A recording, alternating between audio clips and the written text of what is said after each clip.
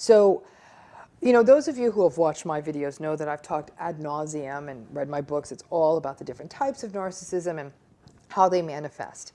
It does seem like there's going to be some similarities and differences on the basis of the type of narcissist we're dealing with. Something I've always wanted to bring home to everyone is the type of narcissist someone is often has a lot to do with the kind of day they're having. And by that I mean, any narcissist who's having a good run of it, they're making a lot of money, they got the stuff they want, they're getting the people they want, most importantly, they're getting the validation and the supply they want, more often than not are going to present as grandiose narcissists.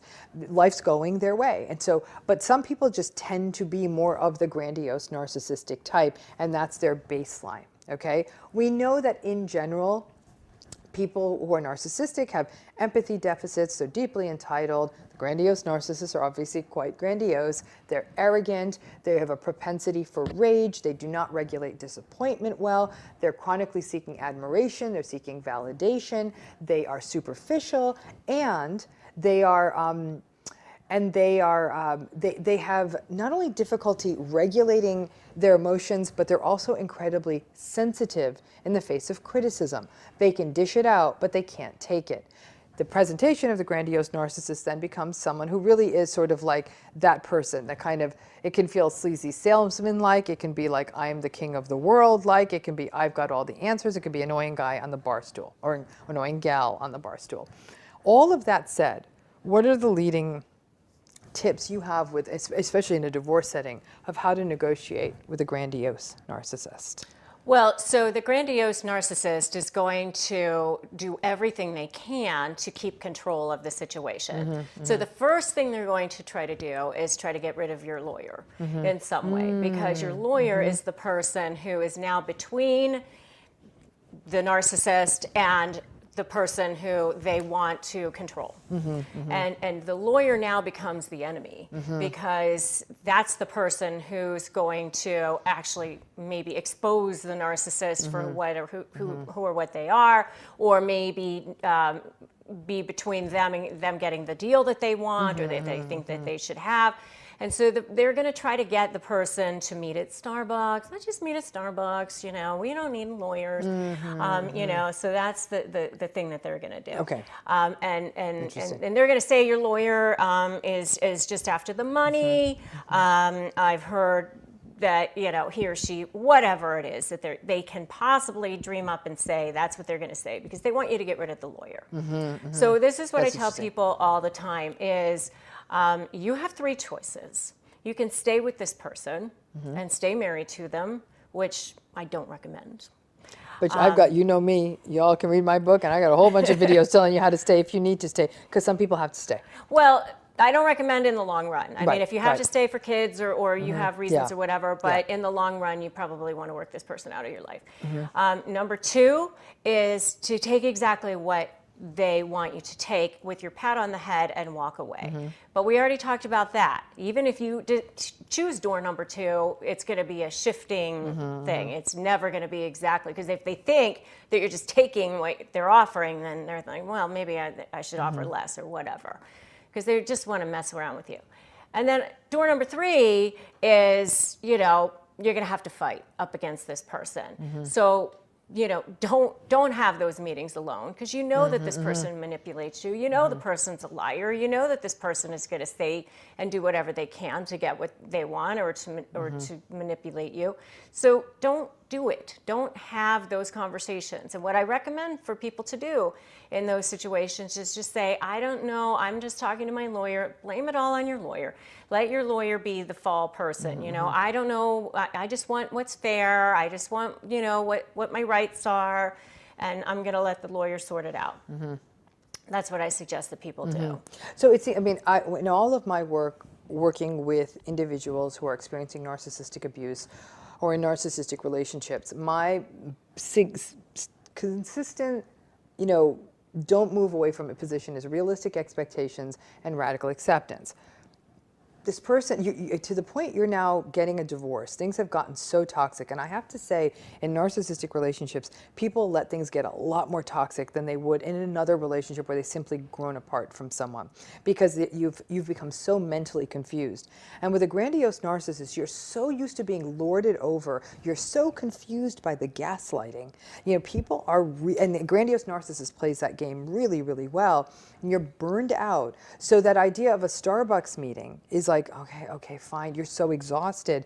But then I say, realistic expectations, radical acceptance.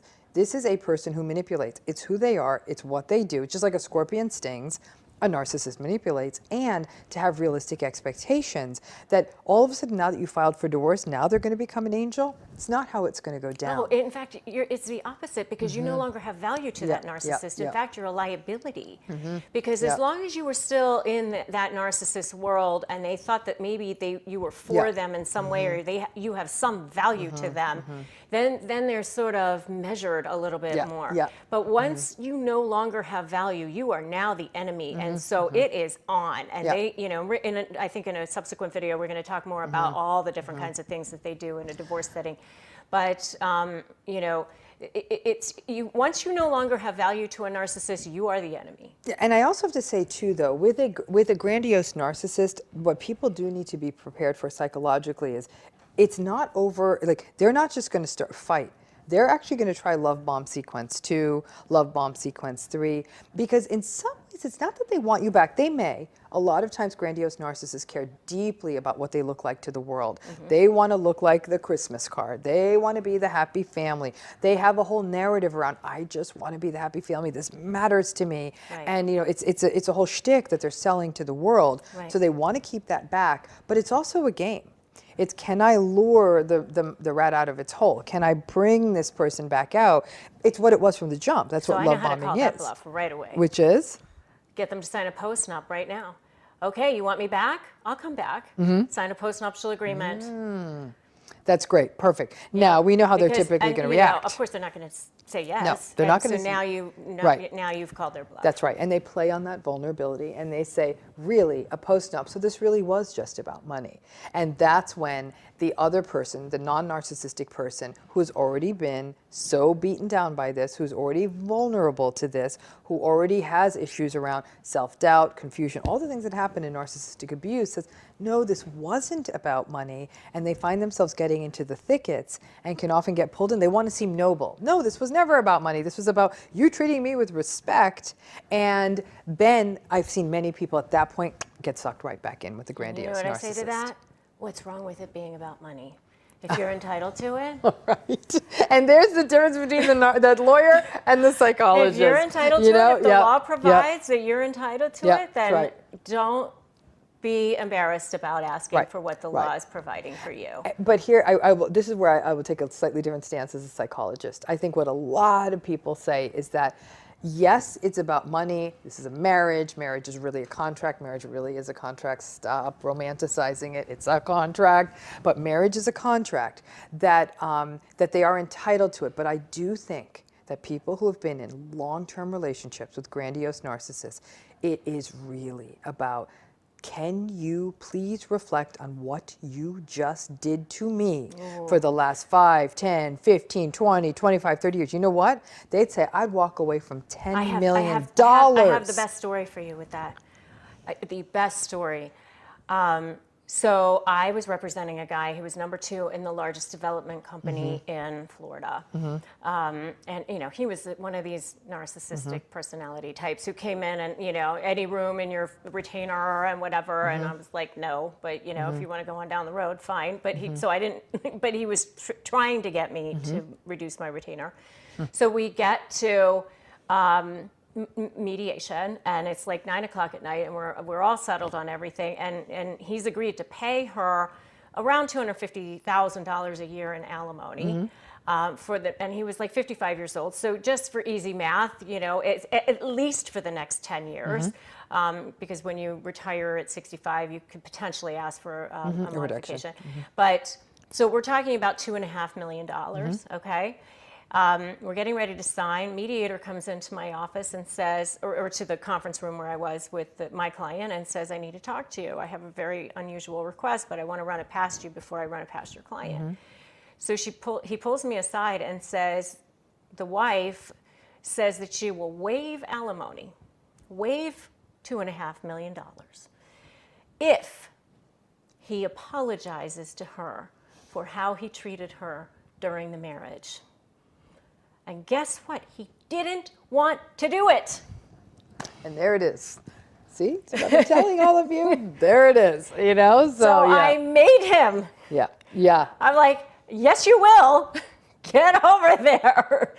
And so he went over there and apologized, and she waived alimony, and that was that. But that was worth more to her. Right. And she knew also that he wouldn't want to do it. Right, and so here's where it's, again, I'm going to put the psychologist hat on here, which is, there is something unsatisfying about that. He didn't want to apologize. It wasn't a real apology. And one thing we do know in the world of narcissism is a narcissist's apology is it's worthless. It's less than worthless. It's the gum on your shoe because it's manufactured. It's somebody saying, just for $2.5 million, say sorry. That's not an apology.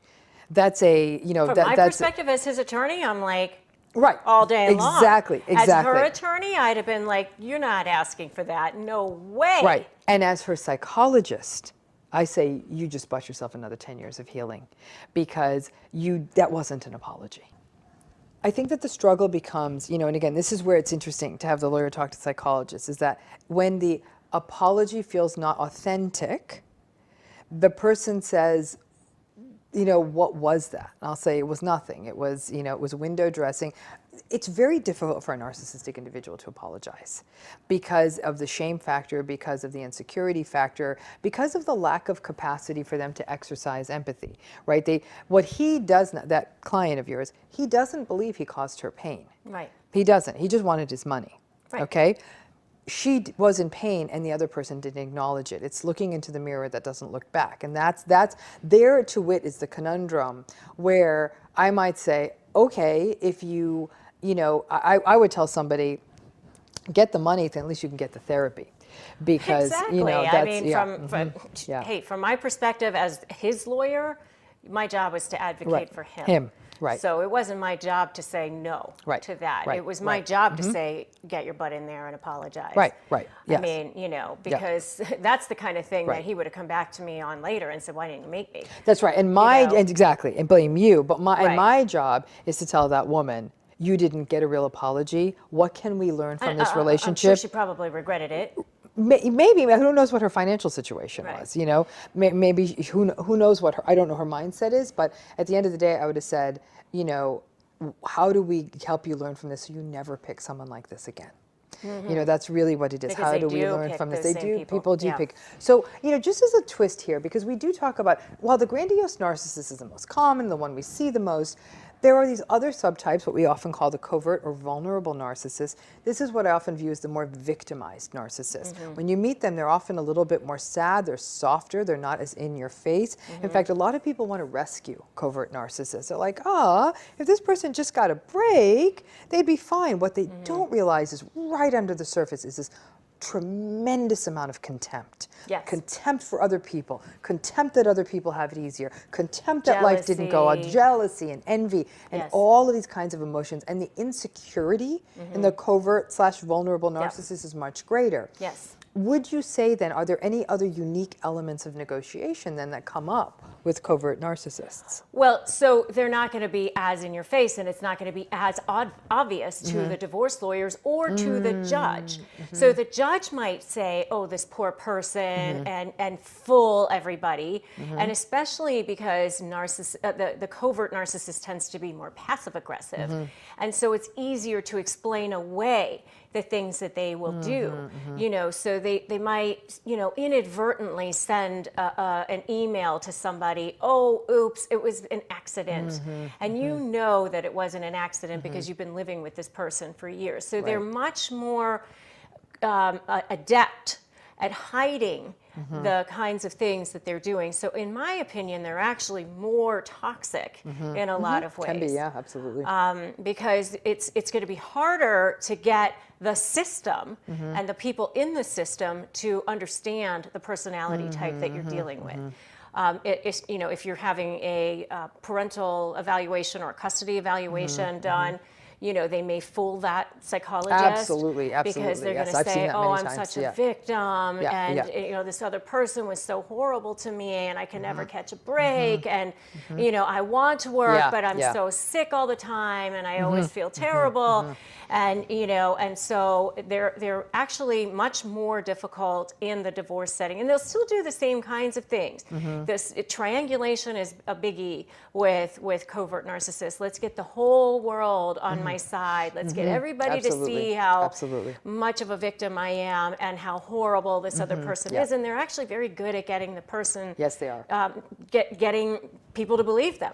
And leaving the person who has been victimized by them looking like a bad guy. Right. This person actually has been enduring so much when you've been in a relationship with a covert narcissist, and everyone's like, why are you being so hard on him or her? What? Well, come on, cut. And there's a lot of gaslighting by other people that happens in these relationships, where, especially when it's careening towards a divorce. So it's definitely a very, very toxic dynamic. So when a person is in a divorce or in any form of negotiation with a covert narcissist, then what?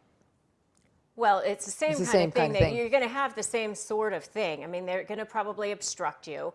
They're, they're not going to give over information. They're going to put up roadblocks at every chance that they can. They're going to manipulate everything that you say, but they're just going to do it in a way that's more under the radar and harder for you to bring to people's attention, because when you bring what they're doing to people's attention, it's the kind of thing where people go, well, that's not that bad. Or that was probably just a mistake. Yes, exactly. Gaslighting. Yes, exactly. So, whereas an overt narcissist or the grandiose narcissist, you can see it. It's much more manipulative. You can actually see it right in the email chain. It's easier to follow the email chain and go, well, okay, here you go. Would you argue maybe it's a different form of manipulation? Because I think passive aggressiveness is at its core manipulation, right? 100%. It's the attempt of, maybe it's not even an active attempt, but it is the induction of negative emotion in another person, typically guilt, to mobilize action on their part, not because the other person wants to do something, but they're doing it to stave off this sense of guilt. And it's absolutely just as traumatic for the victim. Yes. Yeah, 100%. manipulation's manipulation. I mean, I don't care if it's in your face, I don't care it's through a passive-aggressive back door, it definitely leaves people sort of reeling. So this takes us then to one last form of narcissism I want to get to, because I think it's worth mentioning because it's more dangerous, which is malignant narcissism.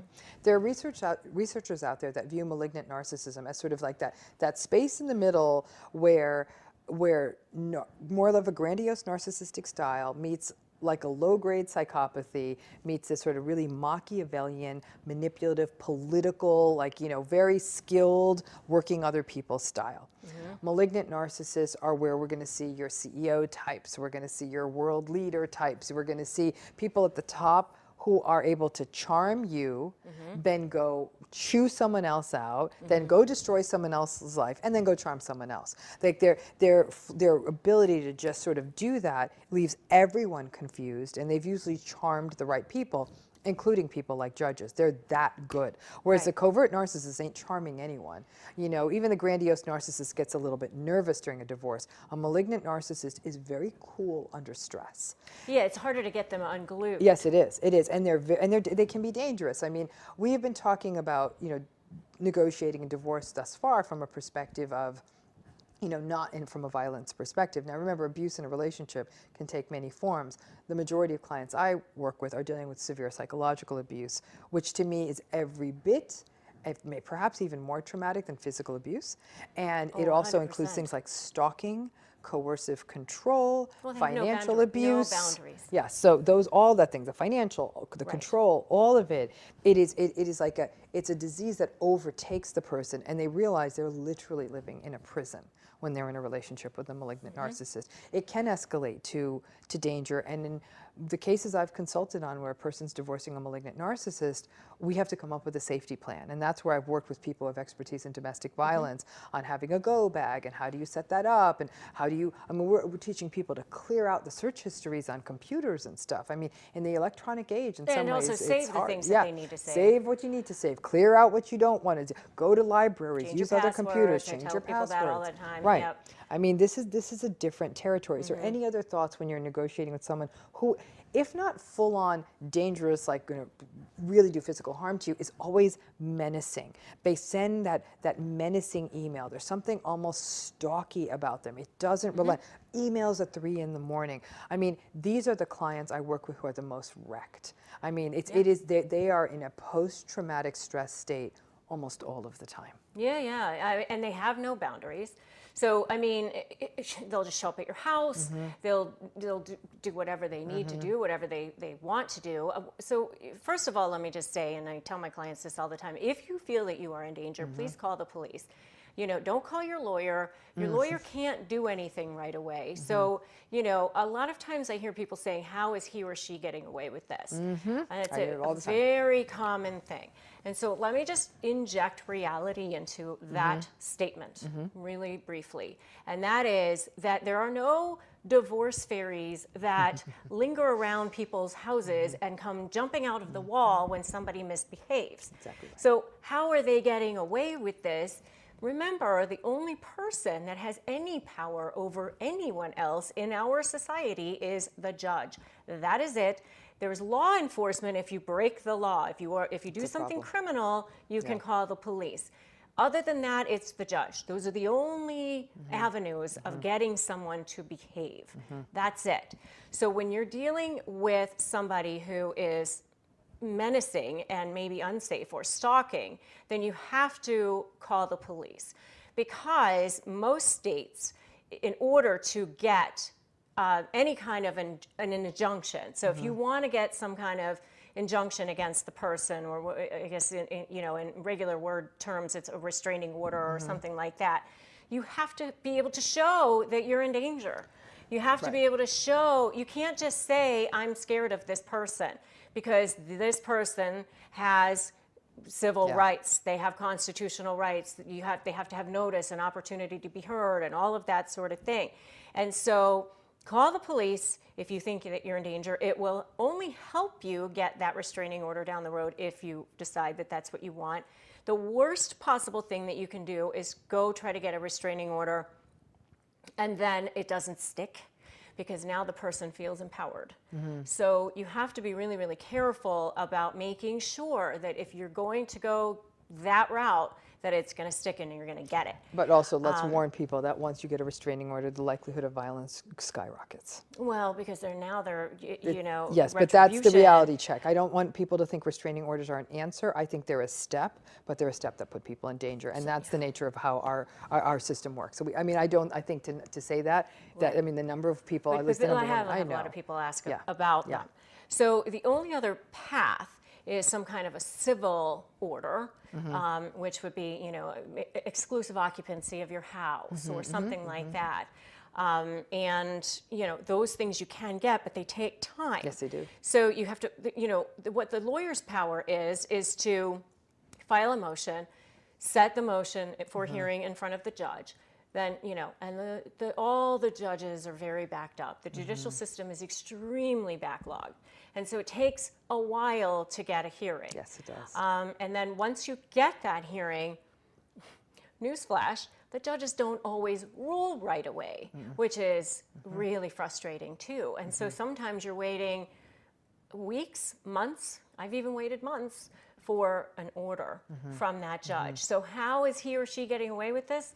Well, the only way you can rein in the behavior is by creating enough leverage in order to get that person to come to a table and potentially have a resolution with you, or get enough leverage that you can convince the judge to order things to go your way.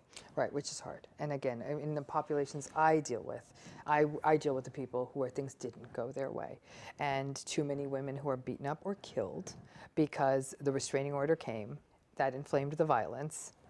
can't, I mean, you know, it's a nice idea, and law enforcement has more leverage. So it really opens up this whole issue of these are complicated issues. And, you know, in the bottom line, and I think one of the most painful things I've heard is the number of clients who've worked with me who've said, this person is a bad person. They should not be raising these kids. Like, you know, and again, it's usually not even the money piece. Like and they'll still be upset. Like, I don't know how you expect me to do all this with this little bit of money, but how can you let this person half the time raise children? And I'm telling you, as somebody who's worked with these families, I have seen the majority of narcissists I've worked with got 50% custody. Yeah, because 50% custody. Yeah. And let me tell you this, there's no happy ending to this. Children are destroyed. Well, here's what happens a lot of times in the negotiation for that, and especially in states where child support is tied to time sharing. Yes. Which a lot of states it is. Some states it's not, but most states it is. Yeah. And so what they do, especially if they're the moneyed spouse, is they go for time sharing because then they pay less in child support. That's right. And a lot of times they end up not taking it, which means that the non-moneyed spouse isn't getting the full amount of support. And still with the kids. They have the kids all the time. Right. Which, again, I understand what you're saying, that this is a right of the child, but I always advise clients, I say, anytime they try to blow you off, and blow off the kids. Like, they got the kids 50% of the time, so they didn't have to give you the money. That's why they fought for it. They didn't want the kids. They wanted the money, okay? But now, it's also, though, the facade of I got my kids 50% of the time. Because they don't want to tell the world that they didn't want their kids. Right, they don't want to tell the world, but they don't want their kids. No, but they want the show that they got 50%. Right, so after the show is proven, and they can walk around saying they want 50%, they're always trying to foist the kids on the other partner, 100%. To which I tell the other partner, who's usually the one I'm working with, take them. They're like, but this is unjust. I'm like, this whole thing is unjust. Didn't you say you want to be with your kids 100% of the time? Anytime they give them, take them, because the less time those kids are spending with the narcissistic parent, probably the healthier for your kids. Now, what does end up happening is that they're not often getting the requisite additional money that more time would take.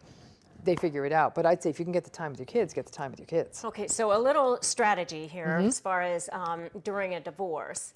If the divorce is taking several months, which a lot of them do, then give the narcissist 50% of the time during the temporary period, because you will give them rope to hang themselves that way. Because then by the time you get to that final hearing or you get to the mediation, you've now kept a log, which I tell everybody, keep a log. Oh, so do I. Yes. So you've now kept a log that shows that this person showed up late, didn't take them, asked you to take them, blah, blah, blah, because they can't help being themselves. They're not going to take the kids 50% of the time, even during that 9-month or 1 year period. You will have lots and lots of times that they asked to change the schedule. They showed up late, blah, blah, blah. And so now you have that leverage. Now you have the information that you need in order to push for the custody arrangement that you want. Okay, it's a great point. I mean, again, we probably talk for 17 hours on this because we've seen it from both sides of it, and it is interesting, like, you know, to watch that. I say exactly that is you have to keep the most detailed log. I said it's almost like you're keeping records and charts the way a physician would, like you know, days, hours, you name it. I've won entire cases on those. Yes, I'm sure that's good, and I hope you heard that. She's won entire cases on those.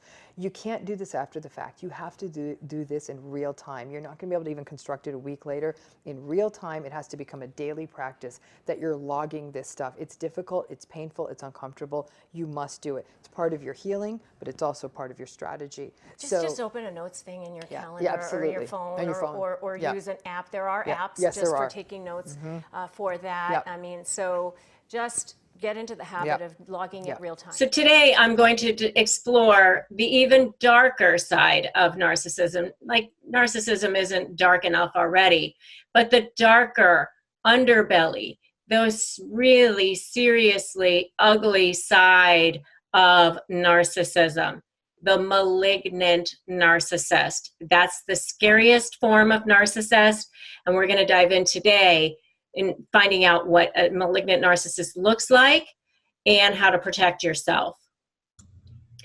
A malignant narcissist isn't just a narcissist. A regular narcissist has a very fragile sense of self. They have no sense of internal value. They try to grab all of their feeling of value from the external.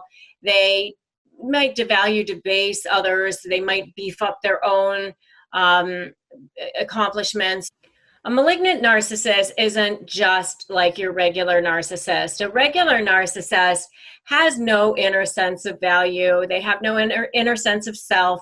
They're very fragile. They have very fragile egos, and they're entirely driven by everything external. So they need an endless amount of supply. And supply can be anything in the form of compliments, money, tangibles, big job, big car, the right friends, living in the right neighborhood, anything that makes them look good on the outside. But supply can also be in the form of the, abusive behavior, which is devaluing people, debasing people, judging people, putting people down, all that sort of thing. And all narcissists have very little sense of inner self, or none.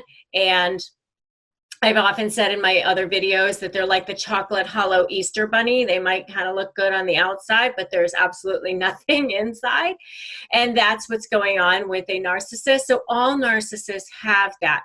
So, whether you're a grandiose narcissist or a covert narcissist, you're going to have these traits. And if you want to know more about covert narcissists, then you're going to want to check out my video on the covert passive aggressive narcissist. How a malignant narcissist differs, however, is that this is where antisocial, dangerous behavior mixes with your regular garden variety narcissist. So you've got your fragile ego, and you've got your little, sense of no sense of internal value, and you've got this person who's, very much trying to make themselves look as good as possible, but it's also overlaid with an antisocial personality, a person who is extremely suspicious, who is potentially aggressive and potentially dangerous. This is the person that will stop at nothing to destroy. Like seriously destroy families, destroy careers, destroy homes, destroy, work environments, and potentially even countries or nations, depending on, what kind of position of power they're in. But they literally have that need for, it's such a need for control and such a deep-seated rage and hatred inside of themselves, that they're not just trying to fill themselves with endless amounts of narcissistic supply, which is what most narcissists do. They're also, they have this antisocial personality disorder overlay, and so they literally have the power to destroy people. So what you'll see with a malignant narcissist is they get themselves into a position of power, whether it's within the family dynamic or within a work environment or a company environment or anything like that. And then everybody around them is constantly walking on eggshells to not upset this person. And so, they have the ability to be triggered so easily. You've heard the term hair trigger. These people have a very, very, very sensitive hair trigger, and any little thing can trigger them to blow up, go crazy, and completely try to obliterate somebody for the smallest little infraction. They can just go nuts on someone because they didn't staple something the right way, or they didn't, hang the towel the way they were supposed to. They'll absolutely lose it. These people can come across as impulsive, destructive, aggressive, unstable, and what really sets them off more than anything is any slightest little thing that looks to them to be, a besmirch to them in any way. So, for example, if you gave an opinion that differed from theirs, then, you are going to pay the price for that. You're going to have to look bad. And they think that they are like demonstrating confidence and making sure that everybody knows who's the powerful one by basically obliterating somebody for like the smallest little infraction. So this is a person that when other people are around them, people feel anxious. They feel intimidated by this person. They're extremely fearful of this person, extremely fearful of what they're going to do. And so when you combine this feeling of fear and intimidation, and then they have absolutely no empathy, because no narcissists have empathy for others. That's what makes them narcissists. And their suspiciousness and their aggression will cause a lot of destruction to people and can cause a lot of pain to people. If you think that you might be dealing with a malignant narcissist, give me a yes in the comments. So how a person might describe a malignant narcissist if they don't know that they're a malignant narcissist, they might say that they're jealous. They might say that they're petty. They might say that they're thin-skinned. They might say that they're punitive. They might say that they're angry, or that they're shallow, or that they have, they can be impulsive, that they have a tendency to lash out very quickly over very small things. They also can tend to be very cunning, very sly, very good at coming up with ways to hurt people in very sneaky ways. A malignant narcissist also tends to see the world in a very black and white way. So they're either smart or they're dumb. They're either rich or they're poor. They're either in or they're out. They're a loser or they're a winner. They just see things in very, very black and white ways. They also hold feelings of grandiose superiority.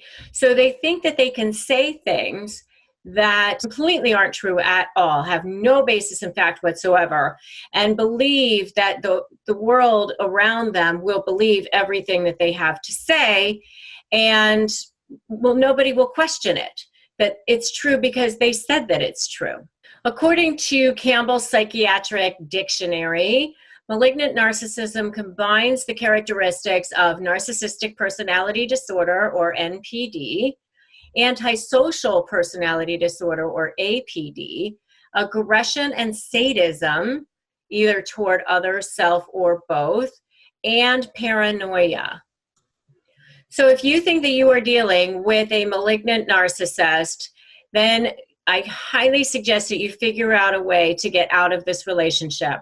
This is the person who might have a tendency to engage in things like violence, stalking, threats of violence. They really will stop at nothing to destroy you. There's certain types of narcissists that are pretty heinous as well, but they're not going to go after you to the point of destroying you because they don't want themselves to also look bad. This is the type of narcissist that they'll just stop at nothing because they think that they'll be able to get away with it. They live in such a distorted world that they think that they'll be able to get away with it. So you really need to figure out a plan to get away from this person. If you're in a marriage with this person, start figuring out what you need to do to get out of the relationship with this person. And if you're not thinking of divorcing the narcissist, then you need to figure out a way that you can create some serious boundaries so that this person cannot continue to hurt you. And part of creating boundaries is going to be having ways that they can only communicate with you, in one way in, one way out, something like that. Or shutting off communication with them altogether would be the ideal way to go. But, you definitely need to start creating a plan for how you're going to get out of this relationship with this person, because these people cannot be rehabilitated. They will not get better.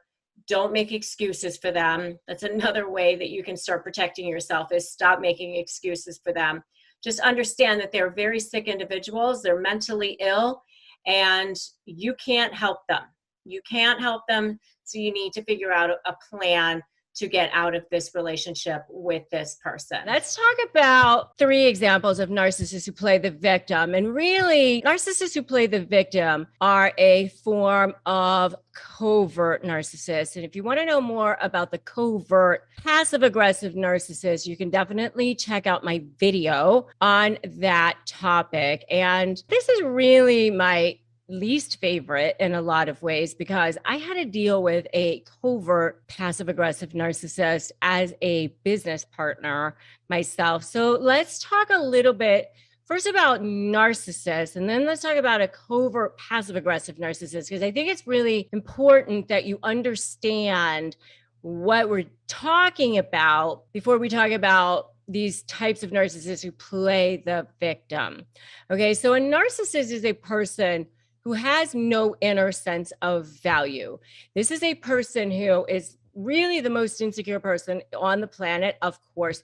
They have no inner sense of value.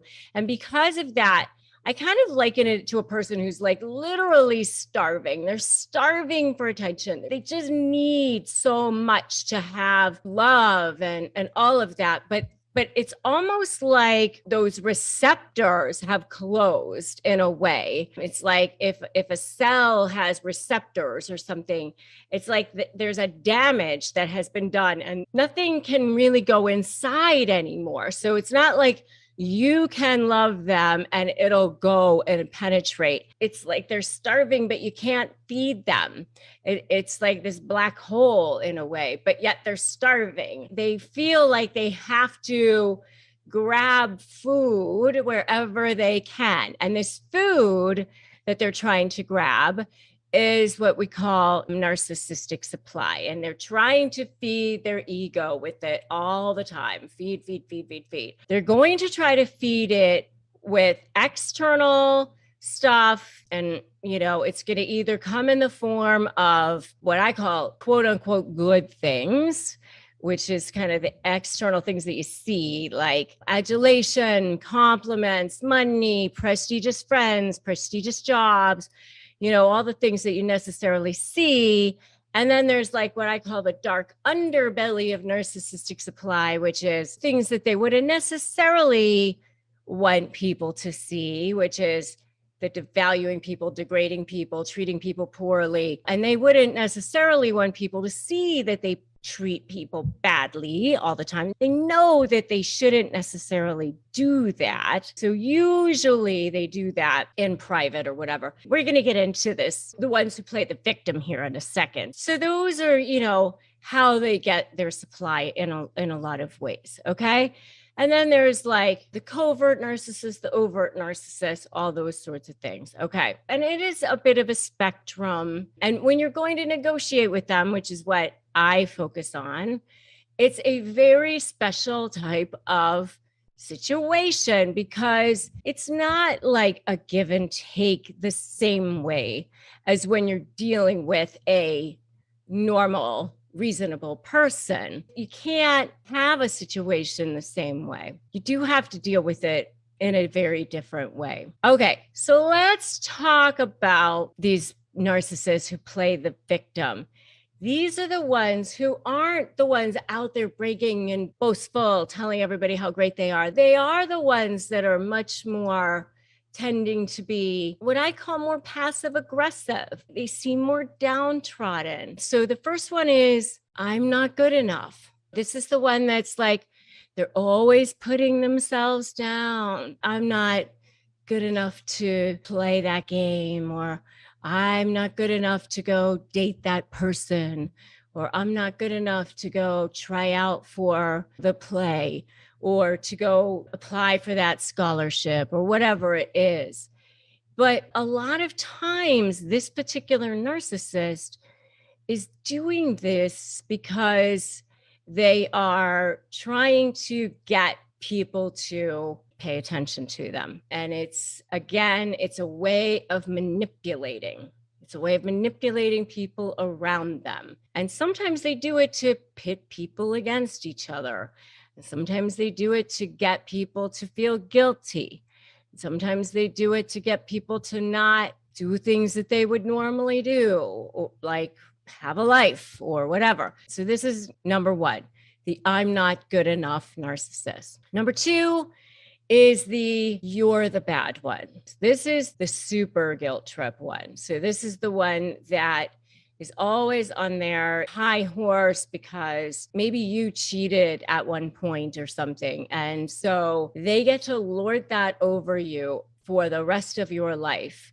And because of that, they never have to ever look at anything that they ever did. One of the perfect examples I've seen of this is when I was practicing law and I practiced divorce law, I would see, for example, a situation where a husband would be, unfaithful. The wife would get to tell everybody that the husband had been unfaithful and the person was the bad one. And, she got to play the victim. But what she didn't mention was that, she had sex with the husband in like 5 years before that.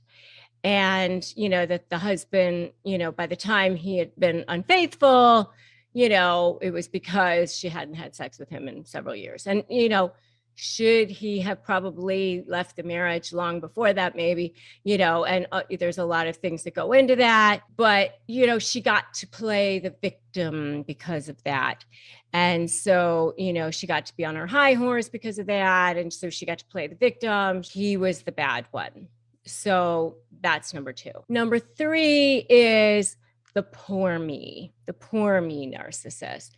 This is the one that uses their sob stories as a reason to not have a life, as a reason to never do anything with themselves, right? Like they constantly have attention for themselves because it allows them to continue to get attention that way. And, there is a payoff sometimes for being the victim. And, for those of you who are out there watching this, I want you to listen to this sometimes, because as long as sometimes you allow yourself to be the victim, or that you point the finger at the other person as being the villain, then that continues to have you be the victim. And I want you to remember, I'm not saying that you're the narcissist at all, by the way, but I'm just saying, don't continue to have yourself be a victim either.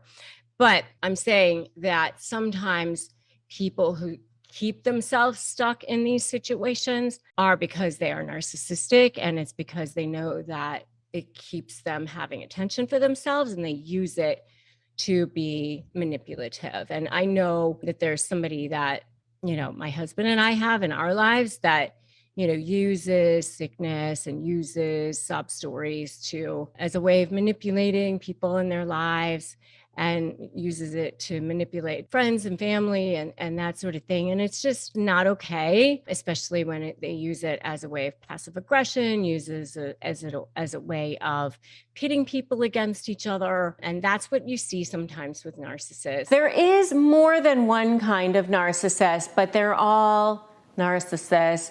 Some are better at hiding it, some are more dangerous than others, but by and large, they're all narcissists. So what do all narcissists have in common? All narcissists have no inner sense of value, and all narcissists have no capacity, no ability to care for another person. Some people will say, oh, that person just said that I'm really good at something, so therefore they must be a narcissist. They forget that there's another whole part to being a narcissist, which is the inability to actually care for or have empathy for another person. So you can't make a judgment about whether or not a person is a narcissist just by one statement. You have to kind of see them in their interactions with other people and see what they're doing. So remember that all narcissists have no inner sense of value because something happened to them as children. They were traumatized in some way. Some psychologists and experts in the field have said that overindulging children has also led to narcissism, but usually it's some form of trauma or something that happened to them that caused them to believe that they just had no inner sense of value.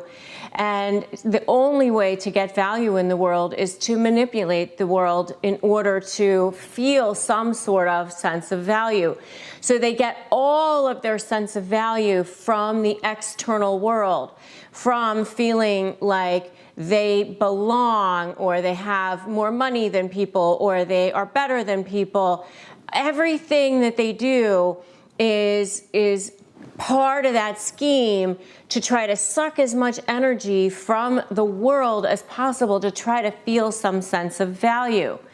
So, and one of the things that I've said in a few of my videos, and I want to make sure that I say here again, is that we all have it's on a continuum. We all want to feel valued. We all want to feel that we matter. That's just part of being a human being. That's why I called my book Negotiate Like You Matter, and that's why my methodology for negotiating is the acronym of the word matter, because we all want to feel that we matter in some way.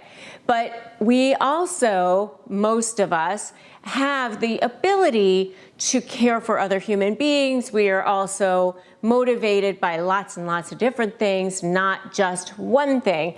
Whereas once you get to this pathological level of I only get value by sucking it from other people around me, and I don't have the ability to give it back to anybody because I feel that if I try to do that, then I take away from myself in some way. There's just not enough value in the world. There's just not enough goodness. And so if I get some, I got to keep it for myself. And that's how they are with any kind of value in the world. It's this survival mentality.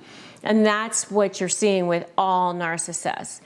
But basically, there are three main types of narcissists, and they all have this same feeling of no value, and they have to suck it from the outside world. But how they go about it is a little bit different for each one.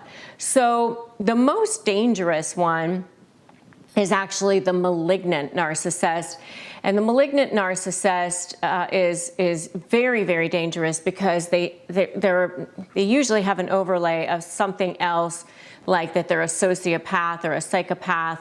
I am not a psychologist, but I've studied enough of this to understand it so that when you go to negotiate with a narcissist, either in a divorce or some other setting, you have to understand what type of narcissist you're dealing with so that you can understand what motivates them and how they're going to respond when you're dealing with them in a negotiation setting. So when you're dealing with a malignant narcissist, you're dealing with somebody who will almost do anything to bring you down, will stop at nothing.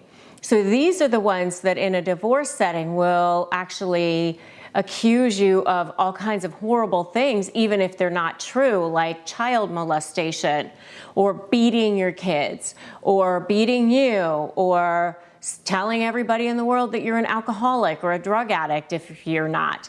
So they'll file, fake injunctions against you. They will turn to violence or even threats of violence or intimidation tactics. They have basically no conscience. If you want to know more about the malignant narcissist, you should definitely check out my video on the malignant narcissist, and we'll make sure to drop a link to that below.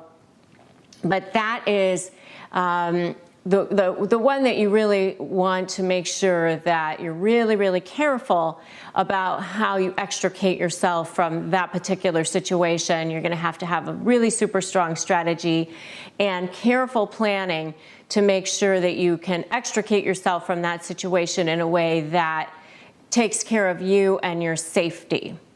The next kind of narcissist is the grandiose narcissist, or sometimes it's called the overt narcissist. It is actually what I call your garden variety narcissist. Before I really started studying all of this stuff, that's the only kind that I actually thought existed. This is the one that's going around telling everybody how great they are. They use lots of superlatives. This is the best that, oh, that's the worst this. This person is amazing. They're basically a saint. This person is worthless. Don't even bother. You see a lot of like the famous people who were really, really good at what they do, or really good, at achieving. A lot of times they are narcissists. They are really, really great at selling people at how amazing they are, and then they just don't care at all about the people who help them get there, or people in their personal life, or maybe people that work for them. They often have an overlay of another type of mental health disorder as well. And all narcissists, by the way, have this tendency to start off a relationship with love bombing, then they go into devaluing, and then they go into discarding.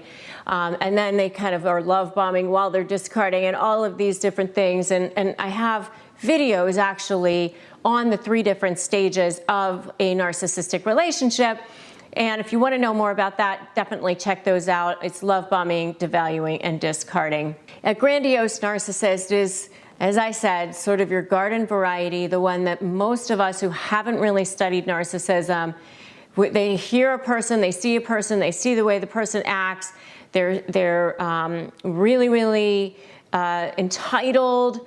They use intimidation tactics sometimes, but not to the level of the malignant narcissist, but they will still do things to kind of scare people into doing things. That's more of your grandiose narcissist. And the last type of narcissist that's one of the most common is the covert narcissist, which is my personal one that I absolutely disdain the most, because I personally have had to deal with 2 covert narcissists in my life. Not as husbands, I have to say, my poor husband. Everybody thinks when I say that it's him. It's not my husband. It is other people that I have had to deal with in my life. But I understand, and this is why I have such a passion for this, and why I have a crusade and a mission to help all of you all out of these situations, because I know the hell that you are in right now. So the covert narcissist is the kind that is what I call the wolf in sheep's clothing. This is the kind that they come across as kind and nice and giving sometimes. Sometimes you see them in roles of clergy, lawyers, doctors, politicians. They, to the world, everybody thinks that they're just wonderful, and they save their awful selves for the people who are their targets. And then the kinds of things that they do to targets are actually way more stealth, way more insidious. In some ways, they're the smartest form of narcissist, because the malignant narcissist will sometimes do things that are careless and end up getting them caught, like they might end up going to jail or get arrested or something like that. Whereas the covert narcissist is much better at being passive aggressive, about doing these little things that, you find yourself going, well, what is that? What did that mean? How come that happened? And you just feel in your gut like things aren't right, that things aren't the way they should be, or they made some comment that made you think, where did that come from? Or why didn't they remember that? Or they gaslight you. Well, we had that conversation. You remember, you agreed to it. And you never had that conversation. And I've given this example a couple of times. This is an example from the book, The Covert Passive-Aggressive Narcissist, which I've actually done a whole video on this and on the book that I read. And you can check that out. I'll put that in the link below as well. But in that book, the author, Debbie Mirza, gives the example of a husband who would go to Starbucks with the wife, and the wife would be waiting in the car, and he would go in to get a coffee. And as he's going in, he would say, do you want anything? And she would say, yes, this is what I want. And he'd come out of the store and get in the car, and he'd only have his coffee. And she'd say, well, where's mine? And he'd say, oh, I forgot. and then just, drive away and not go back into the store and get the coffee for her. It was like this subtle little, I call it death by 1,000 cuts. There's like little things that just add up. And if they're so small, they're so stealth about it, that if you go and tell someone about it, they think, well, that's not so bad.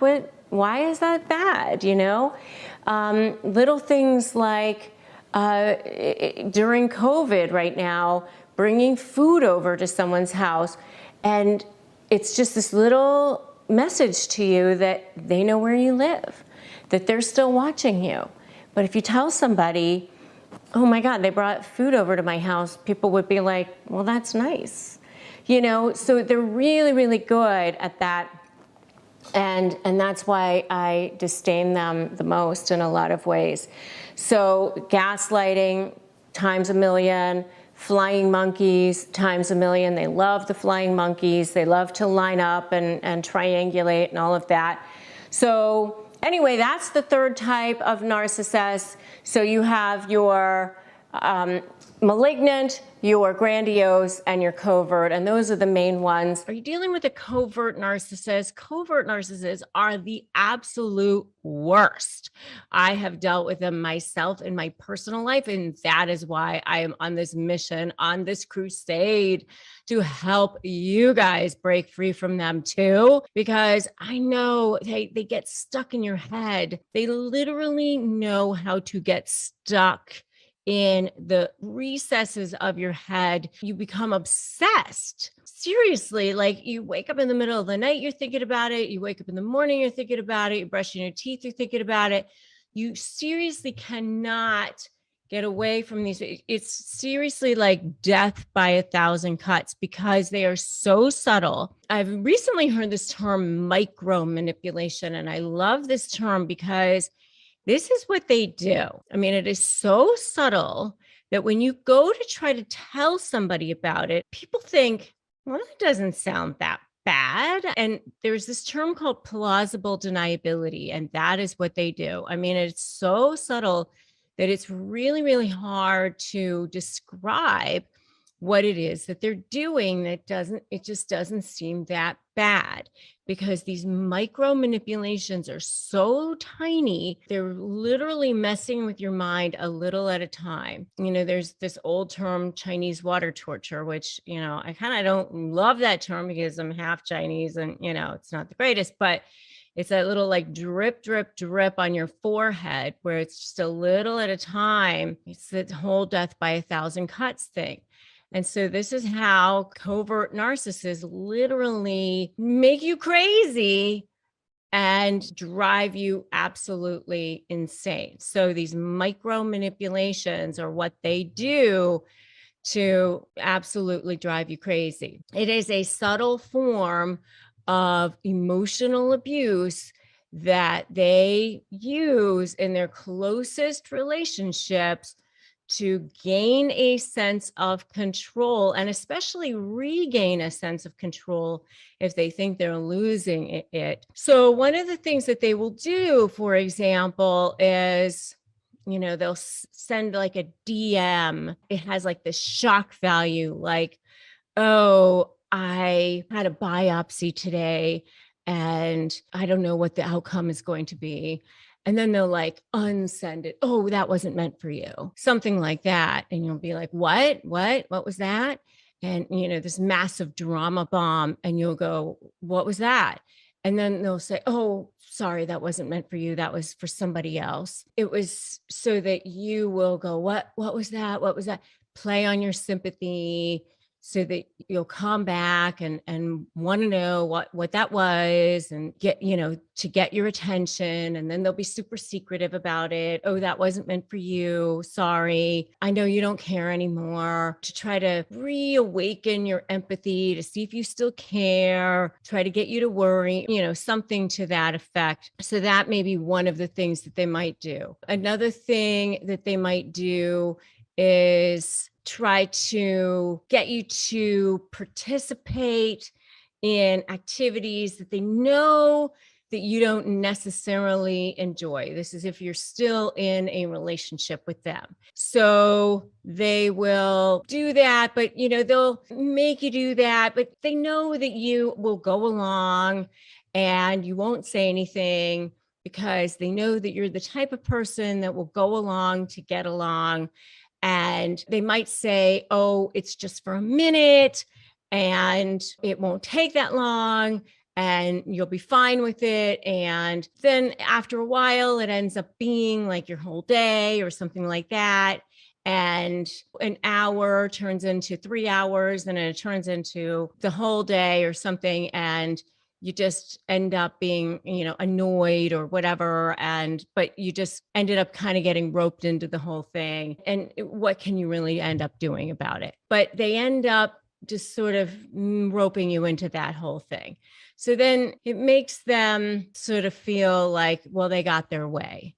But what can you really do? Well, they say, oh, it wasn't supposed to be that or whatever. And you end up being the bad person if you say anything about it. So that's another example. Another example would be where they say something to you or do something for you that is supposed to be nice for you that ends up not being so nice. One of the things that somebody close to me, for example, was a family member that my husband and I had in our family, and they would do something nice for you. And then as they're doing something nice for you, they would be saying something like, oh, you're going to get so spoiled because I'm doing this nice thing for you. And so, you kind of get the sense like there's like these strings attached to them doing something nice for you, so there's like this sort of manipulation around it, these strings attached to it.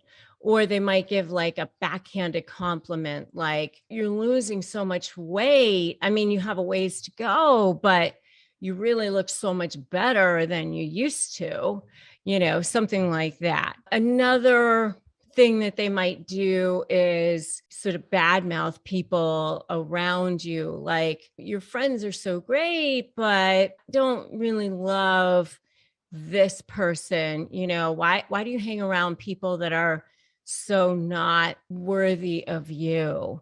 Something like that. You really could hang around better people. Make it seem like your friends aren't the greatest or something like that. And it's talking negatively about people in your life all the time and trying to just isolate you from your friends, that sort of thing. Another thing that they will do is kind of subtly never accept your opinions on something.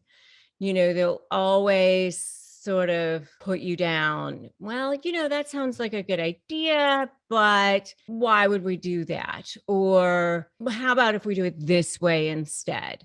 And you just sort of start to realize that anytime you have given your idea or your opinion on something, they never take your idea or opinion on something. They just always sort of put it down, or they'll always sort of discount it. And you're always realizing that they always go with their idea or their opinion. And it's just always these little kinds of things. It's a micro manipulation, just these little tiny things. They're just tiny things. Like if you cleaned a room, for example, they say, yeah, you did a good job with it. But as they're kind of going behind you and continuing to fix it up or to continuing to clean it, to let you know you didn't really quite do a great job, that sort of thing. So those are the kinds of things that you see. I mean, if you want to know more about covert narcissism in relationships, I have a whole video on that. After a while, it just erodes away at your self-esteem, at who you are, and you just lose the sense of yourself. Let's talk about this covert, passive-aggressive narcissist. I never even heard of such a thing until I actually became I would say victim, target, survivor. I prefer survivor actually, but you know, initially you are their target and then you kind of become their victim. And then hopefully you can escape and become a survivor and live to talk about it. And, you know, for me, having been a seasoned attorney, I'm a very successful attorney. I've been recognized by any, you know, valid, credible source that recognizes accomplishments of attorneys. I've been a divorce attorney for 20 years or more, and you know, very what I would say confident, tough. So I wouldn't have expected to have become the target, victim, survivor of a covert narcissist, but I actually have two of them that I had to get rid of fairly recently in my life. And so while I have programs on how to negotiate with a narcissist, I've had to make sure that I incorporate in there how to deal with a covert passive aggressive narcissist, because these are the most stealth ones. These are the most toxic in a lot of ways because they don't look like narcissists. So there's really three types of narcissists. The first one would be your grandiose narcissist. That's your run-of-the-mill narcissist, the one that we're used to seeing, the kind that, you know, most people think of when they think of narcissists, the one that goes around telling everybody how great they are, has no problem boasting about their accomplishments or thinking that they're the best one, and they tell everybody and everybody knows that that's what they think.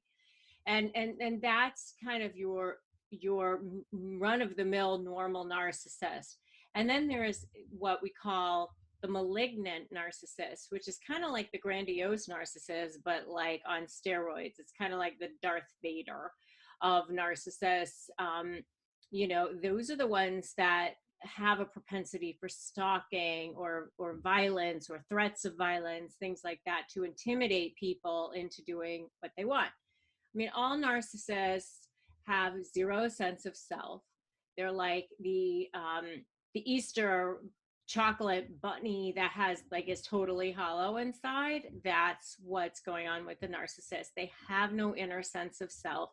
They have no inner self-esteem or self-worth. They actually are the most insecure of all people in the world. And so those of us who are empaths, they are attracted to narcissists and narcissists are attracted to them. It's this crazy sort of symbiotic, very lethal attraction that both have for each other, because empaths naturally want to help people, and they see that narcissists have that inner sense of insecurity, that deep sense of insecurity. And narcissists naturally want to be with people that have qualities that they wish that they had, or that they want other people to think that they have, or that they admire in some way, something like that. And so they do gravitate toward each other. And with covert passive aggressive narcissists, it's even worse, because covert passive aggressive narcissists are actually the ones that will straight out tell you that they have difficulty with depression or you know, or feeling good about themselves. They'll straight up say that. They often appear to be victims of things. They want to appear to be victims. A lot of times they have a lot of illnesses, or they're sick, so that people feel sorry for them. You know, the world just isn't fair, doesn't give them what they want or whatever. But they also appear to be very charming, very nice, like the nicest people in the world. A really huge eye-opening book for me was this book right here by Debbie Mirza. It's called The Covert Passive Aggressive Narcissist. And if you haven't had a chance to read it, I would definitely make sure to grab it. I will put a link to the book below here in my notes on the video. definitely check it out. It was very eye-opening for me. And when I was reading it, I was like, oh my God, these people that have been in my life, it could be a book written about them. Like they are it exactly. So I want to read for you, because I don't have the list memorized. So I just want to read for you some of the characteristics that that Debbie Mirza says that covert passive aggressive narcissists have. They do not have a strong sense of self. They have silent rage, lying, hoovering, constant criticism, jealousy. They project their own issues onto you. Their words don't match their actions. They are emotionally disconnected. They have flying monkeys, which are, it's like a triangulation move to try to get people in your world to line up against them or with them against you. And they get them to believe all their lies about how horrible you are. Or they might just get them on their side to think that they're a wonderful person. So therefore, if you cross this person, then there definitely must be something wrong with you because they're so nice. They take credit for your ideas. They withhold praise and recognition. They sabotage birthdays, holidays, vacations, and meaningful dates. They belittle you, teach you lessons. They're self-focused, emotionally immature, always strings attached, use people. They're dizzying conversationalists. So, easy to get sucked in. They create drama. They don't make love. They take it. They're not protective. They create stories in their head. They have no desire to actually know you. They have no interest in making this a great relationship. They use control and manipulation. So those are definitely all characteristics that I saw in the two covert passive aggressive narcissists that I had to deal with in my life. I'm sure that I have others, but those are the two that actually became fixated with me and doing things, to hurt me.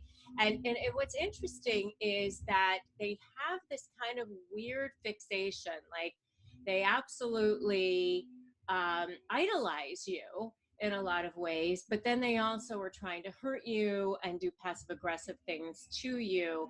It's a very strange world of insanity that, you just got to get yourself out of as fast as possible if you can. And if you can't, you definitely want to create boundaries that are really, really strict because, these people are actually narcissists. All narcissists don't respect boundaries. You're supposed to respect theirs. They don't have to respect yours. That's how that goes. There are 3 phases to a relationship with a covert passive aggressive narcissist or any narcissist. And that is the love bombing phase, where they start off with how great you are, you're so beautiful, everything is amazing. They line themselves up to look like they're so perfect for you. They want you to think that they're incredible in the beginning, that everything about them is just perfect, where you're thinking, wow, is this person even real? This is amazing. And then the next phase is where they start to devalue you. And with a passive aggressive narcissist, this is where you start to see these little things, and they're just small enough. They're so good at doing these little things that are not right and are meant to do something to you. But the rest of the world, if you tell them about it, they would go, well, that doesn't seem so bad. I don't know, maybe it was a mistake. That seems inadvertent, because they're so nice. So it has to be an error. Or they gaslight you. But it's in very, very subtle ways, where they'll say, they'll do something completely contrary to what you agreed on, or to what you would think that they should do, or whatever. And when you call them out on it, they go, oh, we had that conversation. You agreed to that. And you never had that conversation. Or they say something like, I thought you said that was okay, or something like that. And that just never happened. And so they try to make you think that you're crazy. But when you tell other people about it, they go, oh, that must have been inadvertent. one of the things that I've seen with covert passive aggressive narcissists is like with money, where money will end up being deposited into the wrong account, and they go, oh, I didn't realize I did that, I'll correct it, and then they never do. And so then you end up having to go back to ask them about it. But then when you tell people about it, they go, well, it seems inadvertent, because the person is so nice and they're such a good person.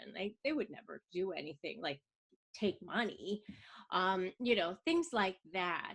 And, so it goes on and on. And so during the devalue phase, you're getting this little drip, drip, drip on your head of things that are starting to make you think you're crazy, because the whole rest of the world does think that this person is so nice.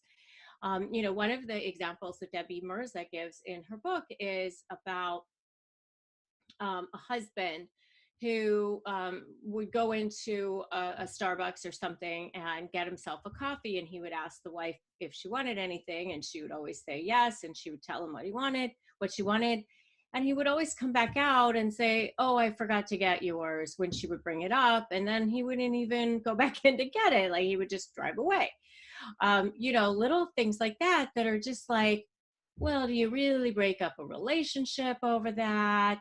Well, it doesn't seem like so bad. Maybe I'm just being selfish, things like that. And especially if you're an empath, which remember I said they gravitate toward, you're going to want to be as giving as possible. And narcissists just want to take as much as possible. So, and remember, to a narcissist, your only value is whatever value you bring to them, because they need an endless amount of what we call narcissist supply. And supply is whatever thing of value you can bring to them. It might be compliments, it might be making them look good, it might be helping them with all of their problems, it may be financial gain, it may be that just being associated with you gives them a higher boost in status or whatever. But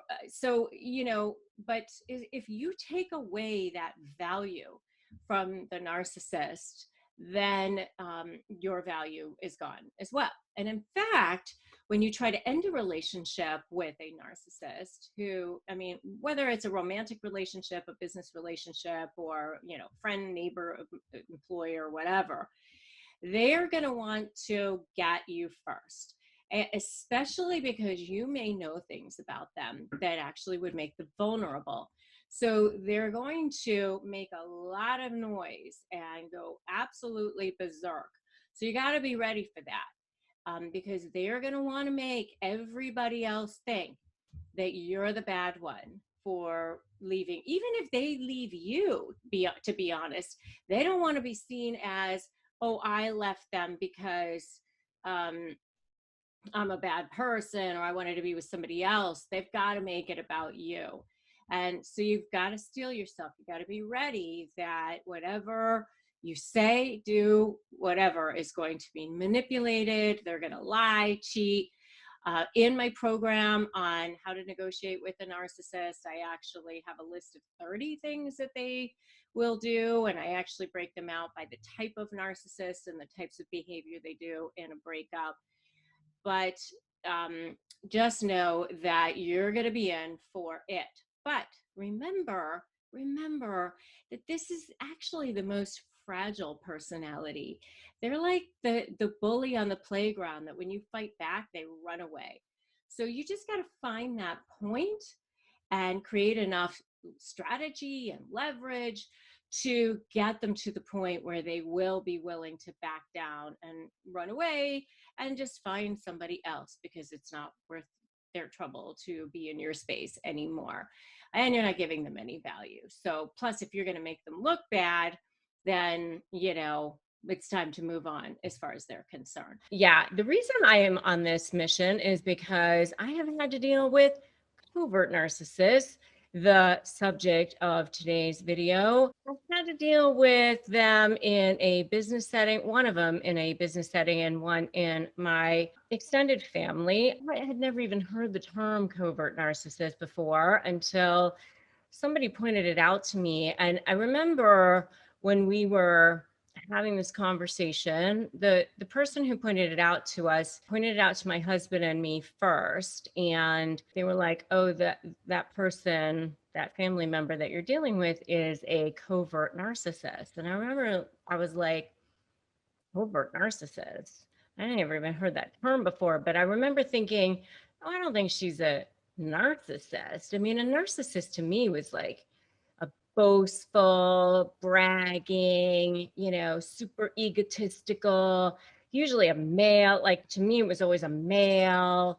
I mean, it had never occurred to me, number one, that a narcissist could be a female. And by the way, the person who was calling this person a narcissist happened to be a psychologist. I was like, I don't think she's a narcissist.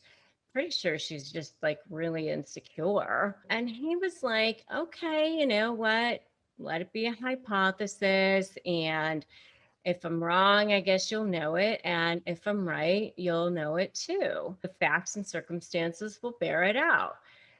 And of course, he was 100% right. But as time went on and I started to read and learn much more about it, I started to really figure it out. And so, there's so much that goes into a covert narcissist. But, my hypothesis is that I think women do tend to be more the covert kind because women want to be more under the radar.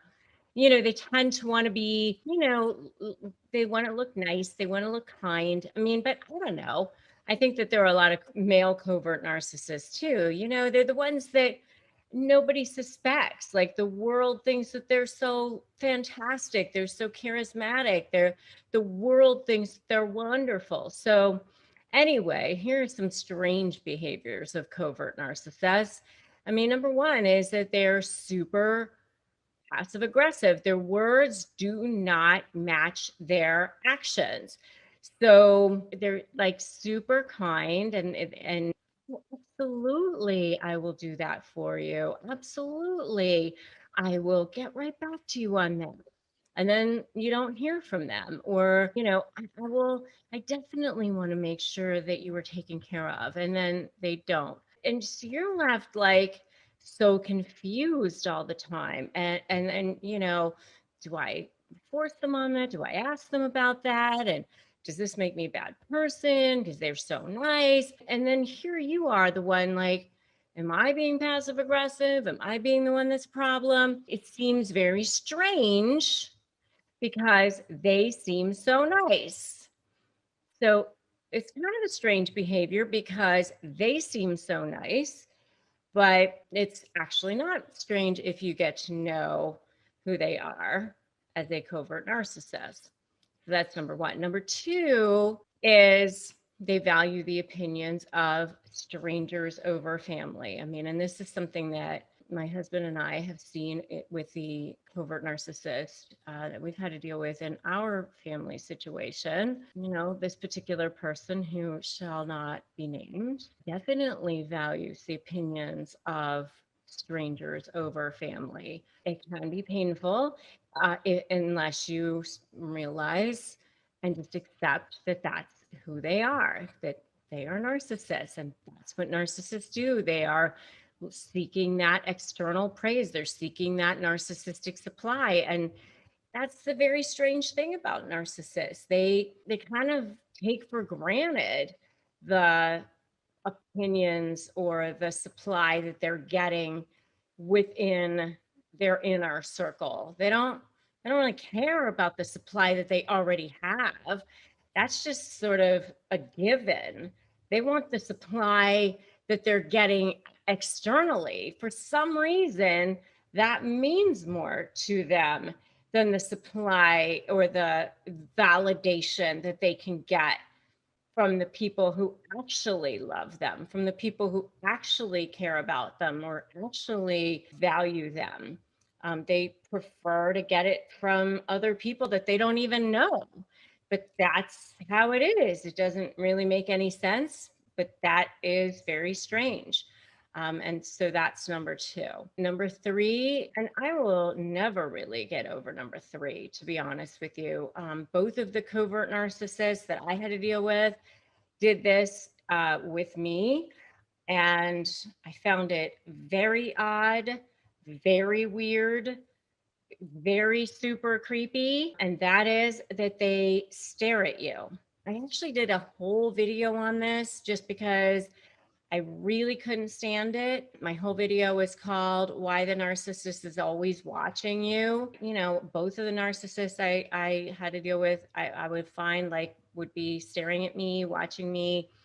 They stalk your social media, they check out what you're doing. You know, I would find that they would like copy me, watch what I was wearing, copy that.